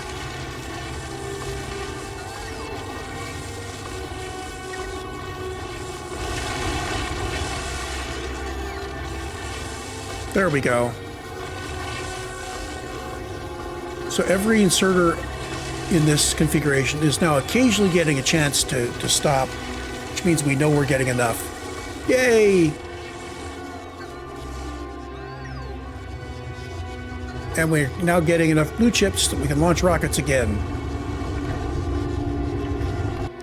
Geez, the Vulcanus trader should now be getting its stuff.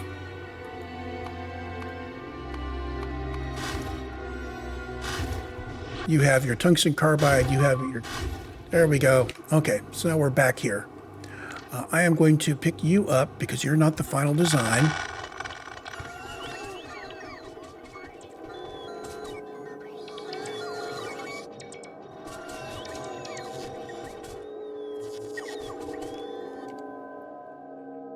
So we're finally going to get electrical weapons damage done. Let's head back up to our smelter area. So we've got the iron fixed up, so we should be positive on the iron. What is this blank line coming down? Why is this line blank? Well, the lines should, no line should be empty. You've got no steel. Got no steel because, because the calcite has run dry. And also, so yeah, we need to make sure we are importing lots of calcite. So you're bringing loads of 200 at a time. How much calcite are we looking for here? We're looking for 370 per minute. I didn't realize. Let's build a calcite express, guys. Okay. Add space platform.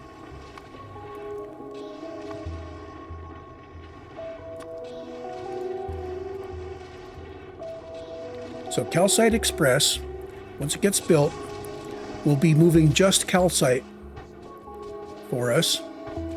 Meanwhile, this trader is going to have to pick up larger quantities. I'm sorry about this, trader, but you're going to have to pick up, say, 400 at a time. Or actually, you're going to pick up 1,000 at a time.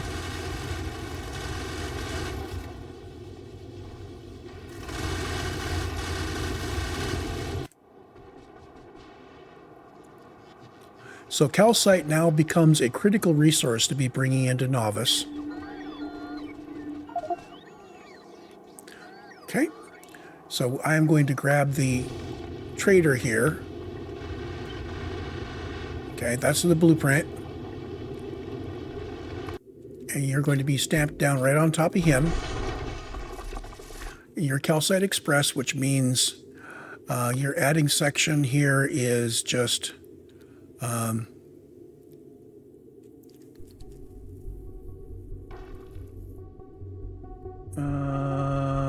we're looking a lot like the science stuff here. So this is calcite load.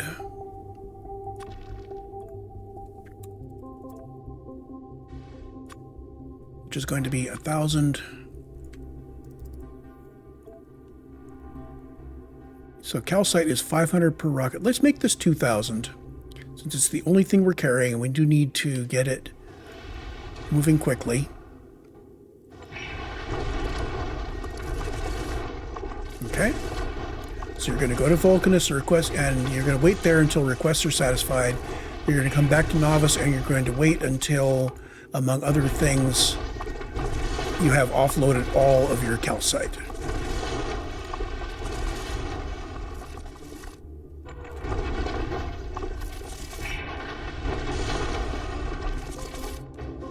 Okay, now on Nauvis,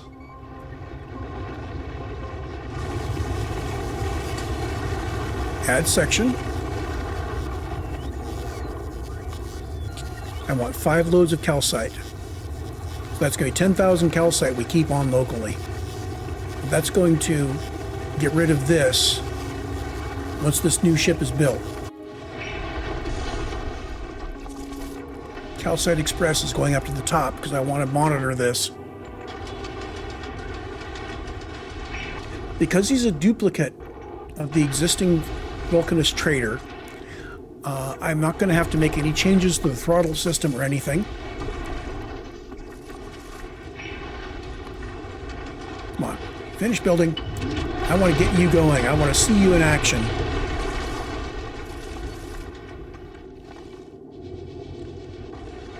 We're not in a state yet where we can create calcite in space. That's coming. I think that happens after Liba. Okay, are you done building? You are done building. I'm going to leave all your crap in there. Oh, you're not done building.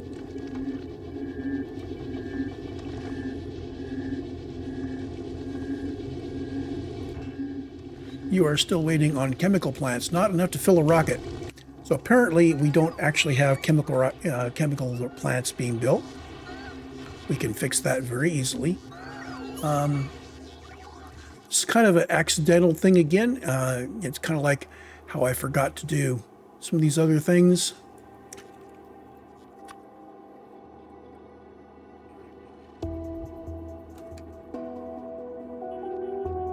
Not the old stuff. I want to run it back until it doesn't have old in there. There we go. You are making chemical plants. And we are likely going to be exporting those. Let's go 400 of them.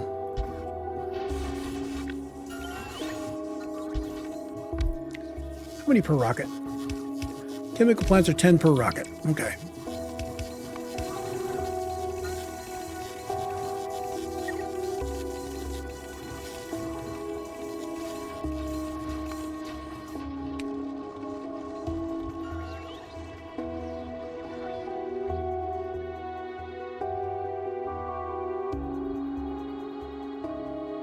And I completely forgot what I was doing when I needed chemical plants. Oh, the rocket, right. So, this guy waiting for his chemical plants to make his fuel. There we go, on the way, 10.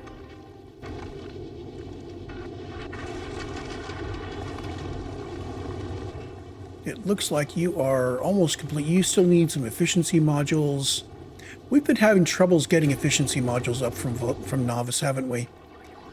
I'm going to drop some more of those in.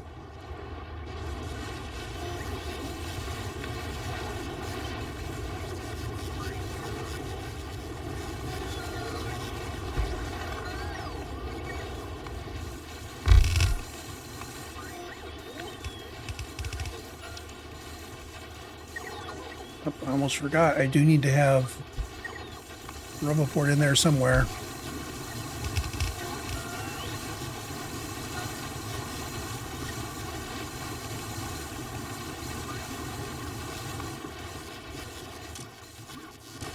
How are you doing? You have, oh, you've got a ton of them. Why do I always have such problems getting efficiency modules launched to my ships? Is it like the last thing? Oh, I know why. It didn't know it needed these until it put in the labs. It doesn't request stuff that it can't put it in. Okay, so we're ready to go there. This guy wasn't fixed. Oh! Which ship did I copy this from that doesn't have the throttle stuff done?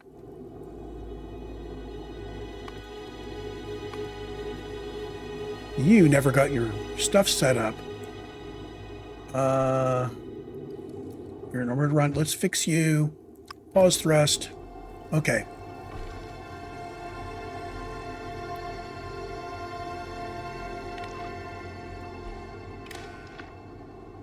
You're set, and the green goes away.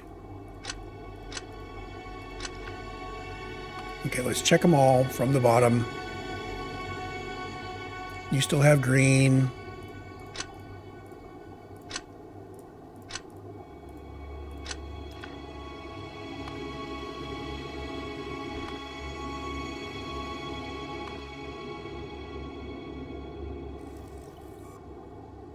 Yeah, I guess I didn't finish all this up.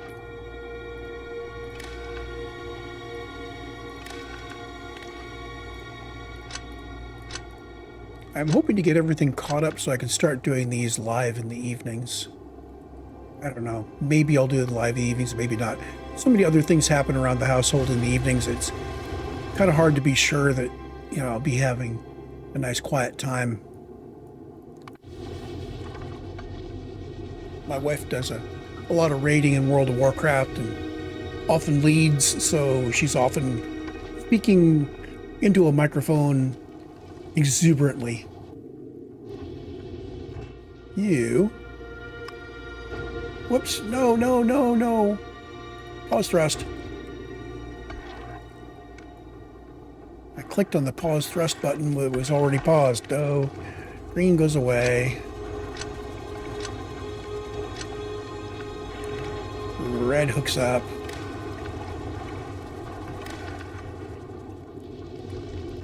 So now, we're on Nauvis. We're not ready to actually depart yet. We do need to hit the trader resupply. Apparently we don't have a lot of iron on Nauvis. Hold on. Okay, so we're producing all of this iron here. No, we're not. Holy smoke. We need iron to go get the calcite that allows us to make iron. Okay, you.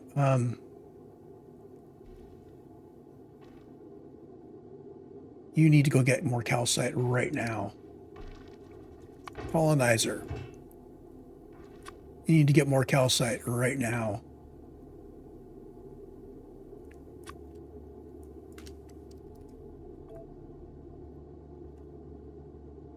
And while you're there, pick up more mining drills and foundries, please. I'm going to ride along with you in spirit. Oh, okay, so lesson number 1 here. Before you start using calcite on Nauvis, establish a very strong supply line that keeps it coming in and have a big stash of it available. Okay, now, how are we doing for calcite? We should have all the calcite we need right here. These need to be replaced with the better miners, but this should be okay right now. So all of these guys are set up for... Oh, yeah, keep 1K in stock. Let's replace this with the better miners right now.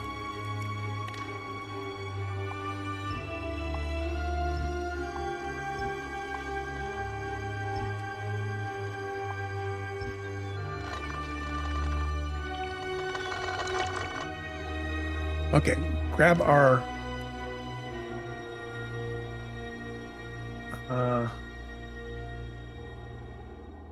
yeah, grab the miner section out of this, which is from here to here. Oh, but we want this mining into, yeah, this is going to be a different mine. Hold on. Volcanus. So your mining unit is going to be here. You're mining into a box. You're going to mine until that box has a fixed number of things in it. I've been thinking about this. Basically, if these guys mine until there's a certain amount in stock, what will happen is the ones that are close will get harvested and will stop running because the ones that are far will still have some. So you are going to go until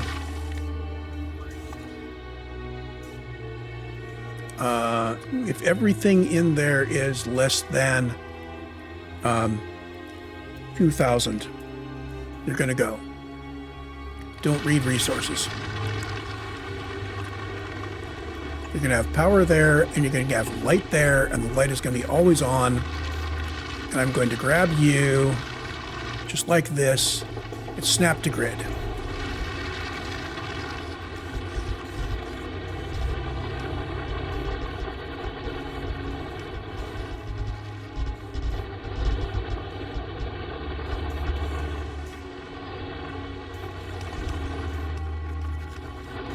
Sorry about the fumbling, but I'm holding down Control and Shift and moving all at once. Everybody gets replaced.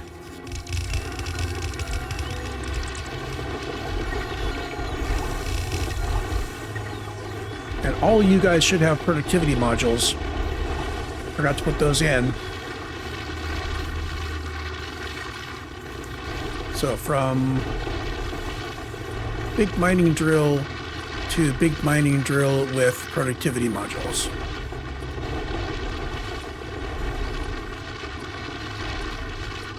When I'm doing that fast, I click on that and I hit the E key. Saves you from having to mouse around.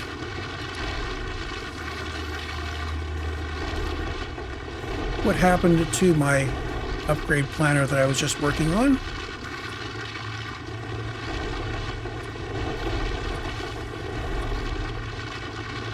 Yeah, I think I hit the trash button, didn't I? Okay, let's try this again. Big miner.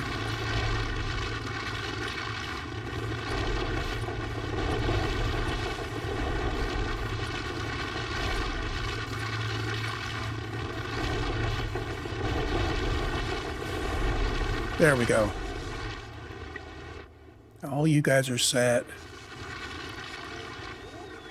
You guys all have efficiency modules. I'm going to switch you to productivity.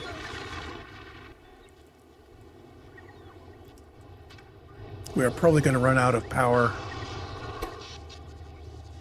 Yeah, no, we're not.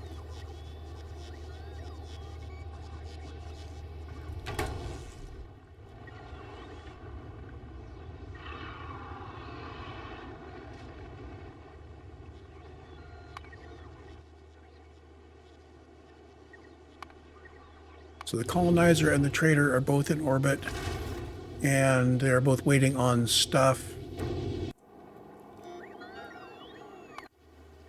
We're probably waiting on launches.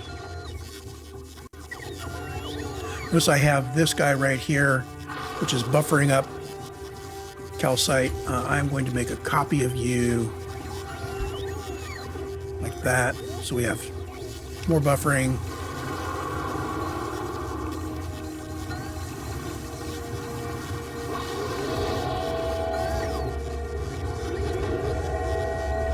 If I just look at the rocket,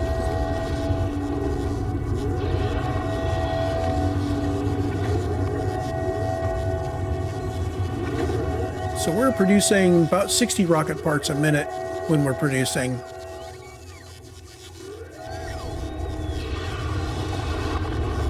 Yeah, that's correct. So we're good. We're not waiting on inputs, we're just waiting on rockets being built. That's actually normally our cue for building a larger launch complex. So let's get that underway. I'm going to grab those four.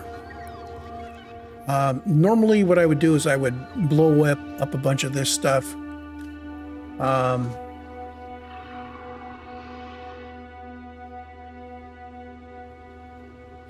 I'm going to do is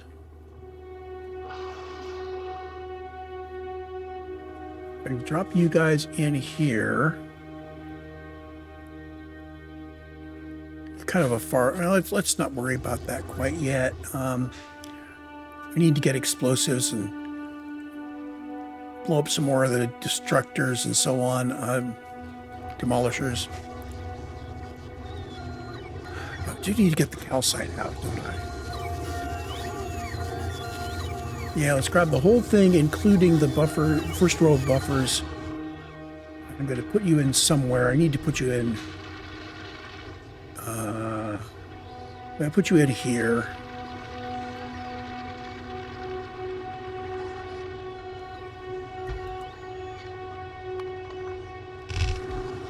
So we're only really making one of those at a time.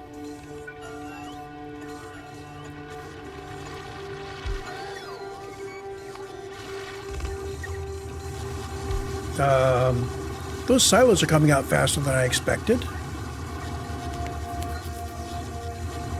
Of course, now we won't have all of the parts we need, but this does mean that we'll get more out. It means if we can make more, we will. Hey, trader's on his way back. Yay! And you're bringing plenty of calcite.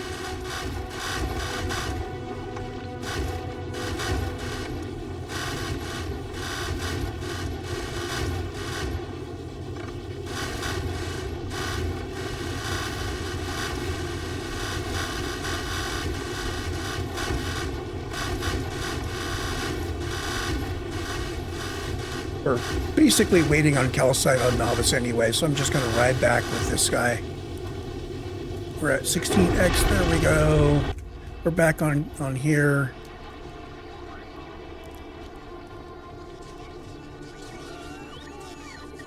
Everything is slowed down until we get our Calcite in. Here comes the Calcite.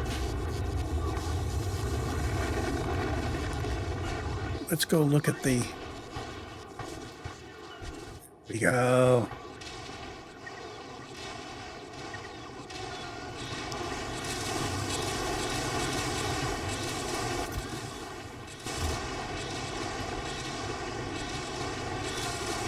I am going to turn these up to 2,000 each.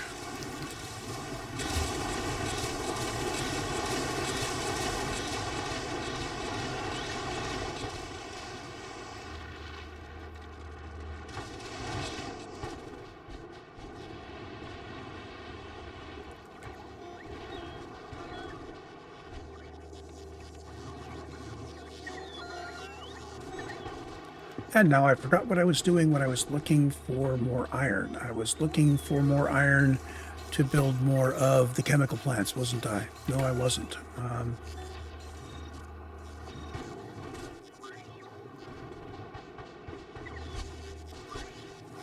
But I'm not working towards a specific outcome, which I have written down.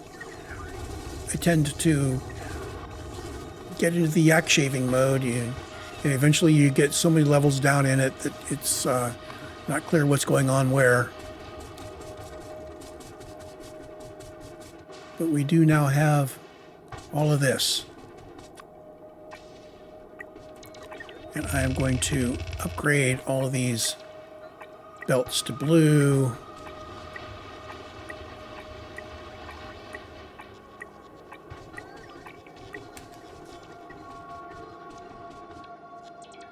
We are going to have to build new foundries at some point.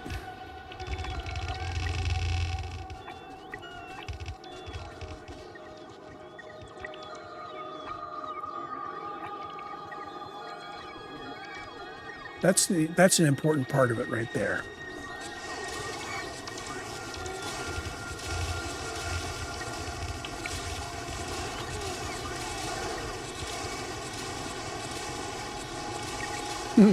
Notice how it looked like the belt was slowed down because for a moment there was a red belt in the middle of all the blues. These are now going at blue speed, which means I believe we're blues all the way down to where they are. Why do we have a holiday in there? Oh, because this isn't actually the best way. Yeah, what you really want to do is have these guys outputting into a... Oh.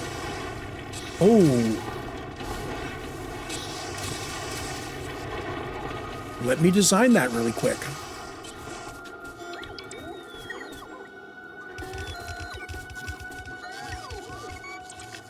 We'll take two of these.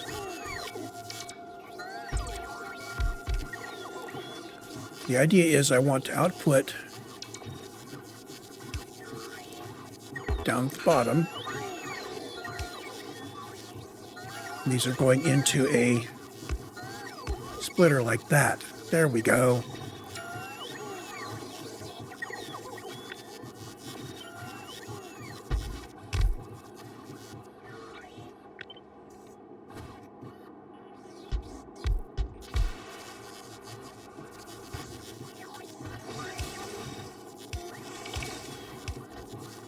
Now, the downside of this is that the fluids have to be on the back, and there's really no place for the calcite to be except on the back. So these do not form a drop-in. But we could do this if we are not getting, if the holidays on these belts are bigger than we are willing to expect. We can do that. But yeah, outputting into a splitter improves your speed, and I think it packs the belt better.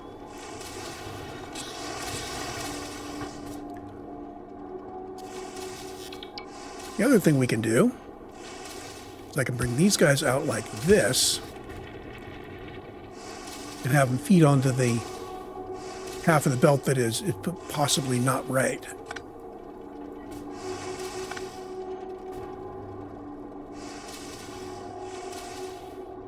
Eh. Good enough.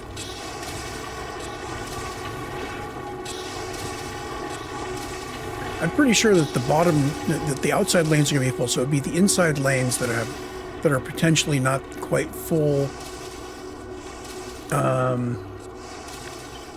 It could be just doing this is more than enough. Yeah, there we go. So we would only get a holiday on that lane if both of these were swinging at the same time, which I think is going to happen once in a while.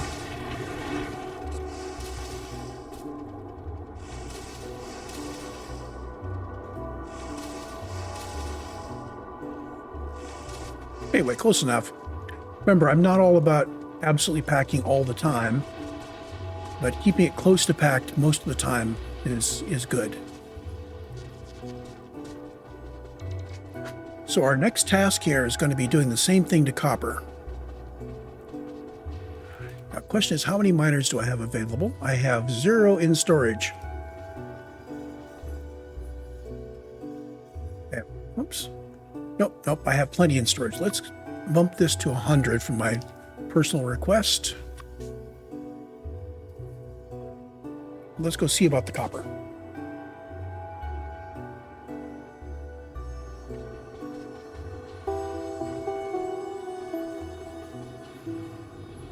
So, mining first. And I am literally going to just chop the mine out and do it.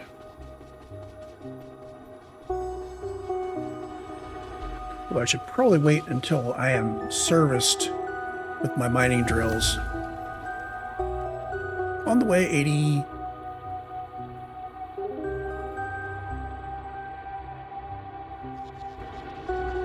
Oops, I didn't see what got destroyed there, but probably a logistic bot. Okay, so this whole thing goes away. I'm going to toggle my personal roboports off while I do this.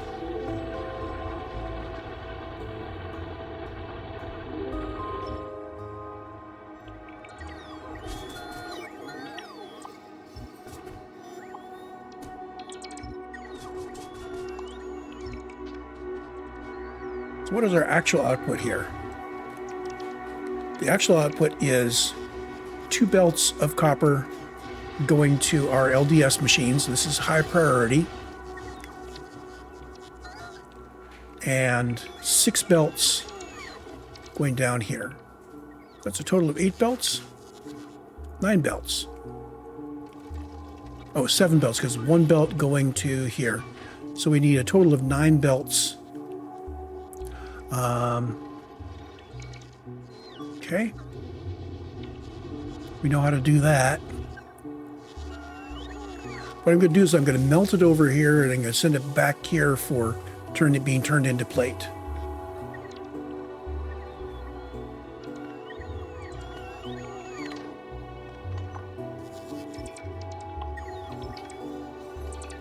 Okay, this guy, I'm going to grab one of our lines here. Let's say this guy, just like this. So that is 20 miners.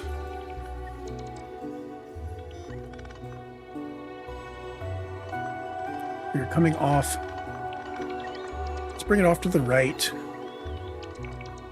I can center it up like that. And just put you down right like this.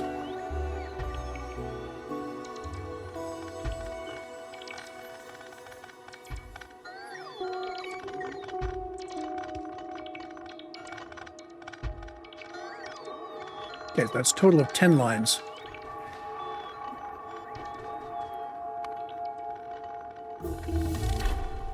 Research with metallurgics done. Yay!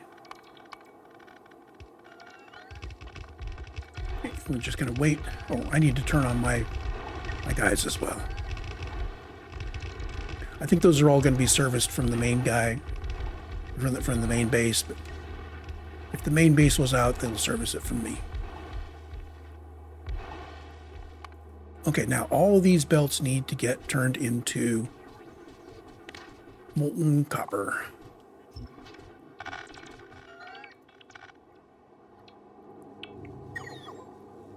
This services 2 transport belts, so I need 5 reps of this.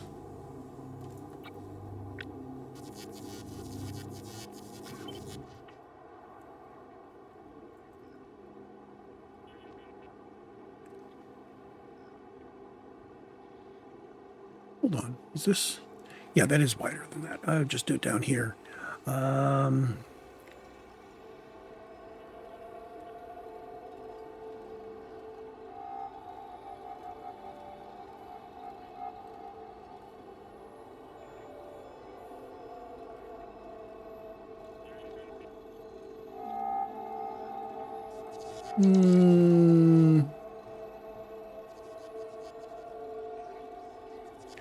Dither. If I bring this one in, we'll have to spread the lines a little bit as it go up. Yeah, let's just start from there. 1, 2, 3, 4, 5.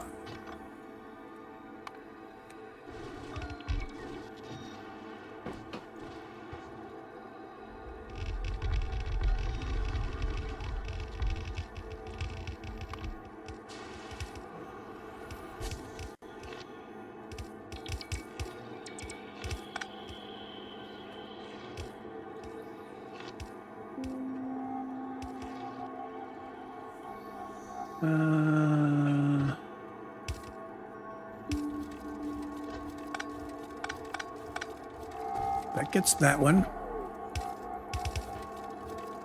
I could bring this guy into here, and now we're all covered. These guys don't have power. How do I want to bring power down? Just like this? Yeah. Oh, wait a minute. Very carefully bringing in the power so that it doesn't do what I want it to do. There we go.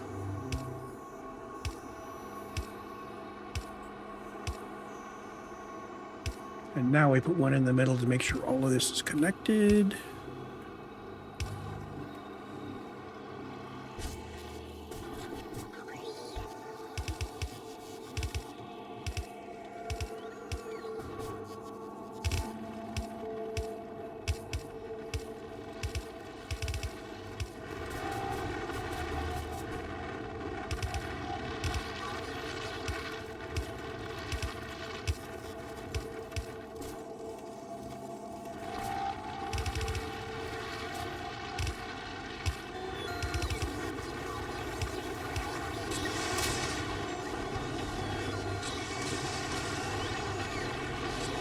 All of this molten iron can go back into one pipe.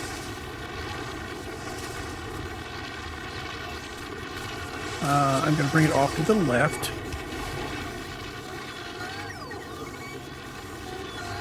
No, that's awkward. Let's bring it out here.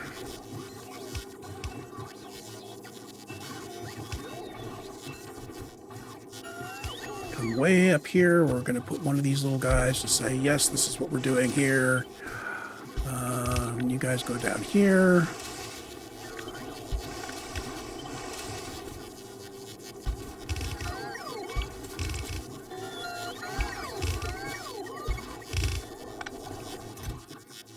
You are going to be 2,000 of these.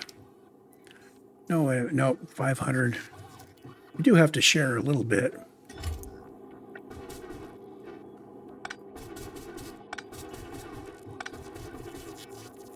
I want to make sure that I don't put so many calcite requests out here that my total calcite, which is like 10,000, runs out. I want it to be able to have all the buffer chests filled. Yeah, this needs to be 500. all the buffer chests filled needs to be less than my total request.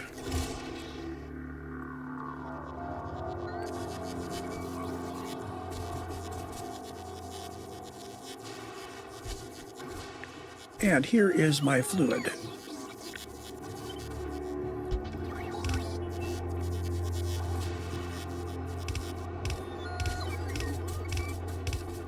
Molten copper coming all the way over here, replacing all of those lines. And this nice, big, beautiful 9-to-9 balancer.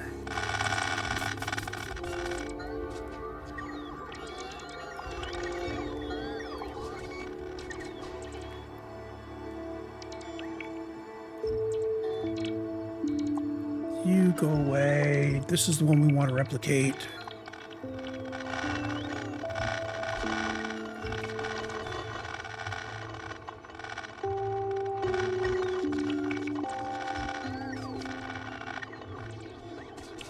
And actually, we don't want to balance across all of these. We do want to prioritize. So, top two are making launch stuff, so those get priority. Next priority goes to red. So what I will do is I will balance across the low 6, but the rest is going to be prioritized.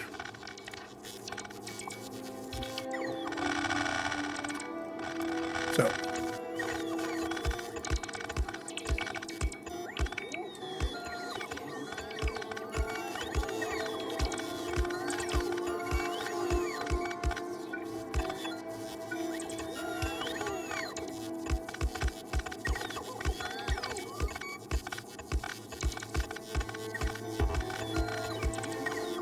output prioritized to the right.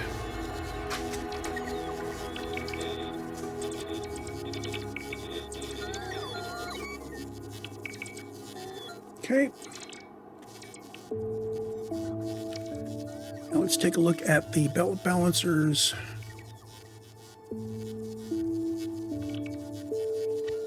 Six to 6. Hey, 6 to 6 inline looks pretty nice. Better than the ones I do. Just toss that right in there.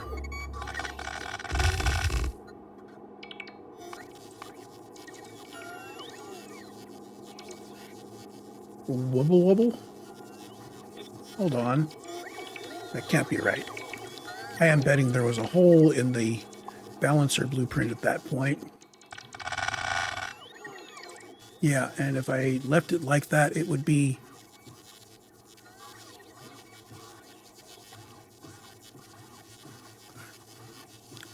I just was looking at it. Balancer book right there. There we go.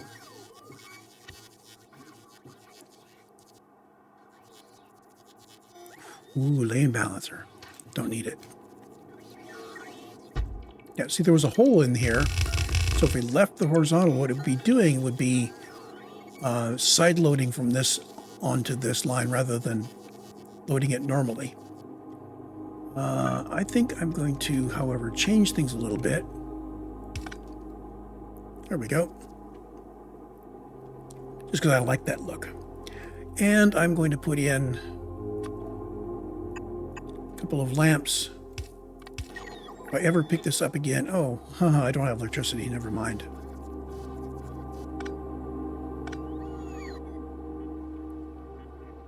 So we now need to make 9 belts of output. And I could probably go 10 belts. Yep, I'm going to go 10 belts. And we're going to have a special one at the top.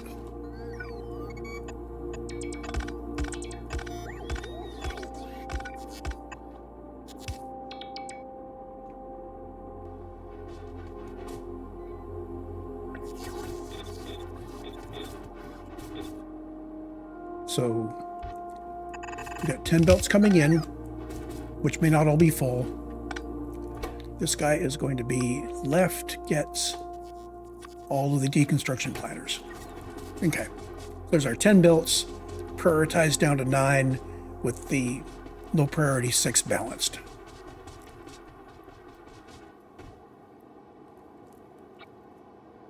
Now you put out 2 blue belts plus. So I'm going to take you and go boom.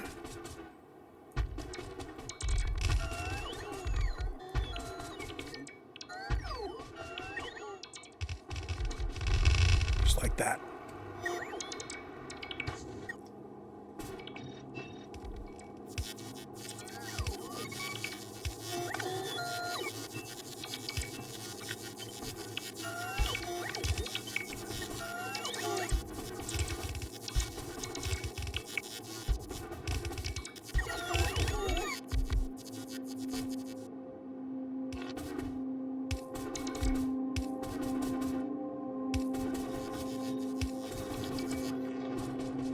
Go, you're all set. Wait for you all to be plugged in. Let me go get our molten copper.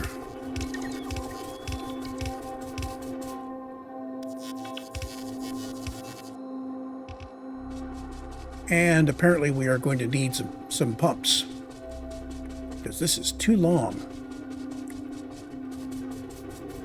So what this says is that we are at 321 out of 320. Oh, wait a minute.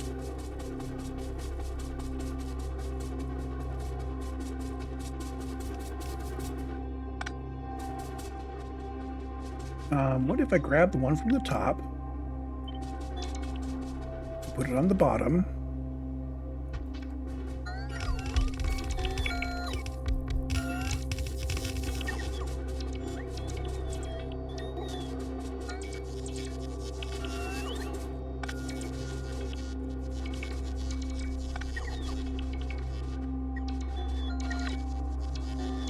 okay, it really is just, yeah, it's not the up-down extent that's doing it. Anyway, bringing it in centered makes more sense to me right now.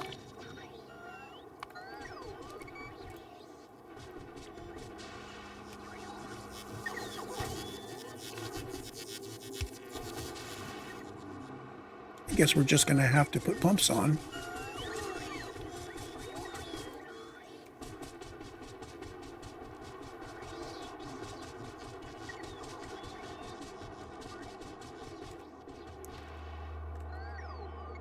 So the question is, per minute, how much are we turning out?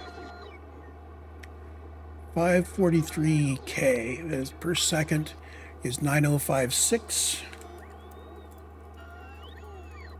That is 7 pumps worth. So somewhere I'm going to need to put in 7 pumps. Is this a good place? This is a good place.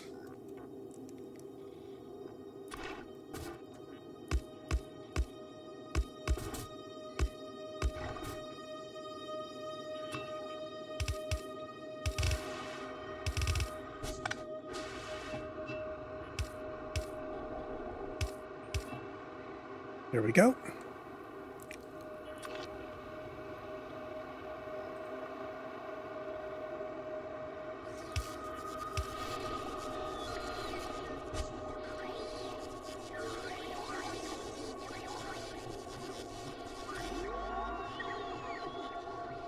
So you, oh, independent of how much I'm pumping out over there, this guy only needs 2,600 over here.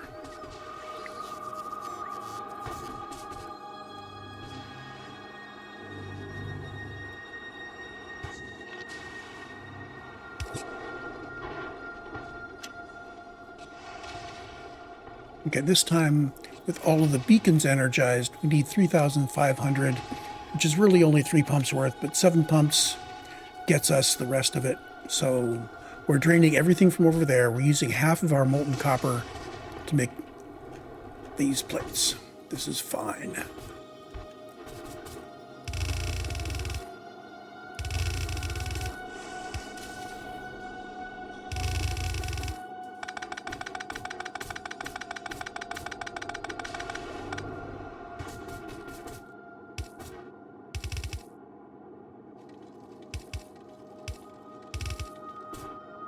Okay.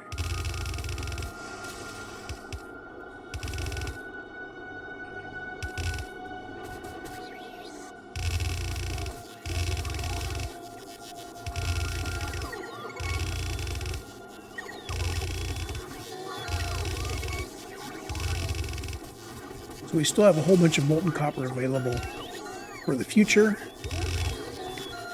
We're thinking about things like taking molten copper and molten iron to make low-density structures.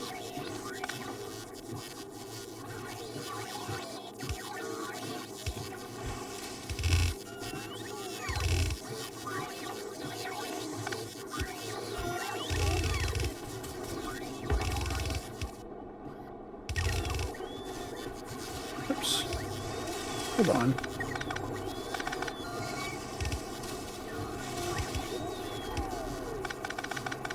Wrong one.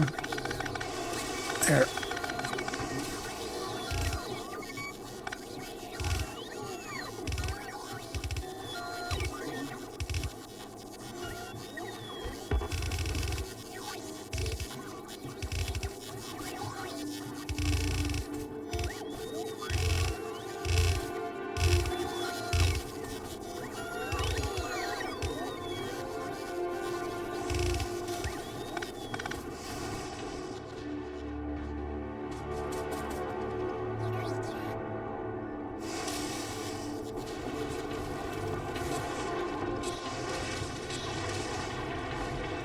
Okay, is that flowing nicely?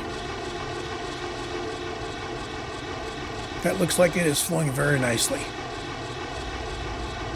And the reduction from 9 belts to 8 belts is going to make sure that all of our little holidays are filled in. These guys are balanced in case we are drawing. We are producing full. These guys are getting their belt and a half from each side. Oh, that's so much better. Even without doing the new chip fabs. So much better.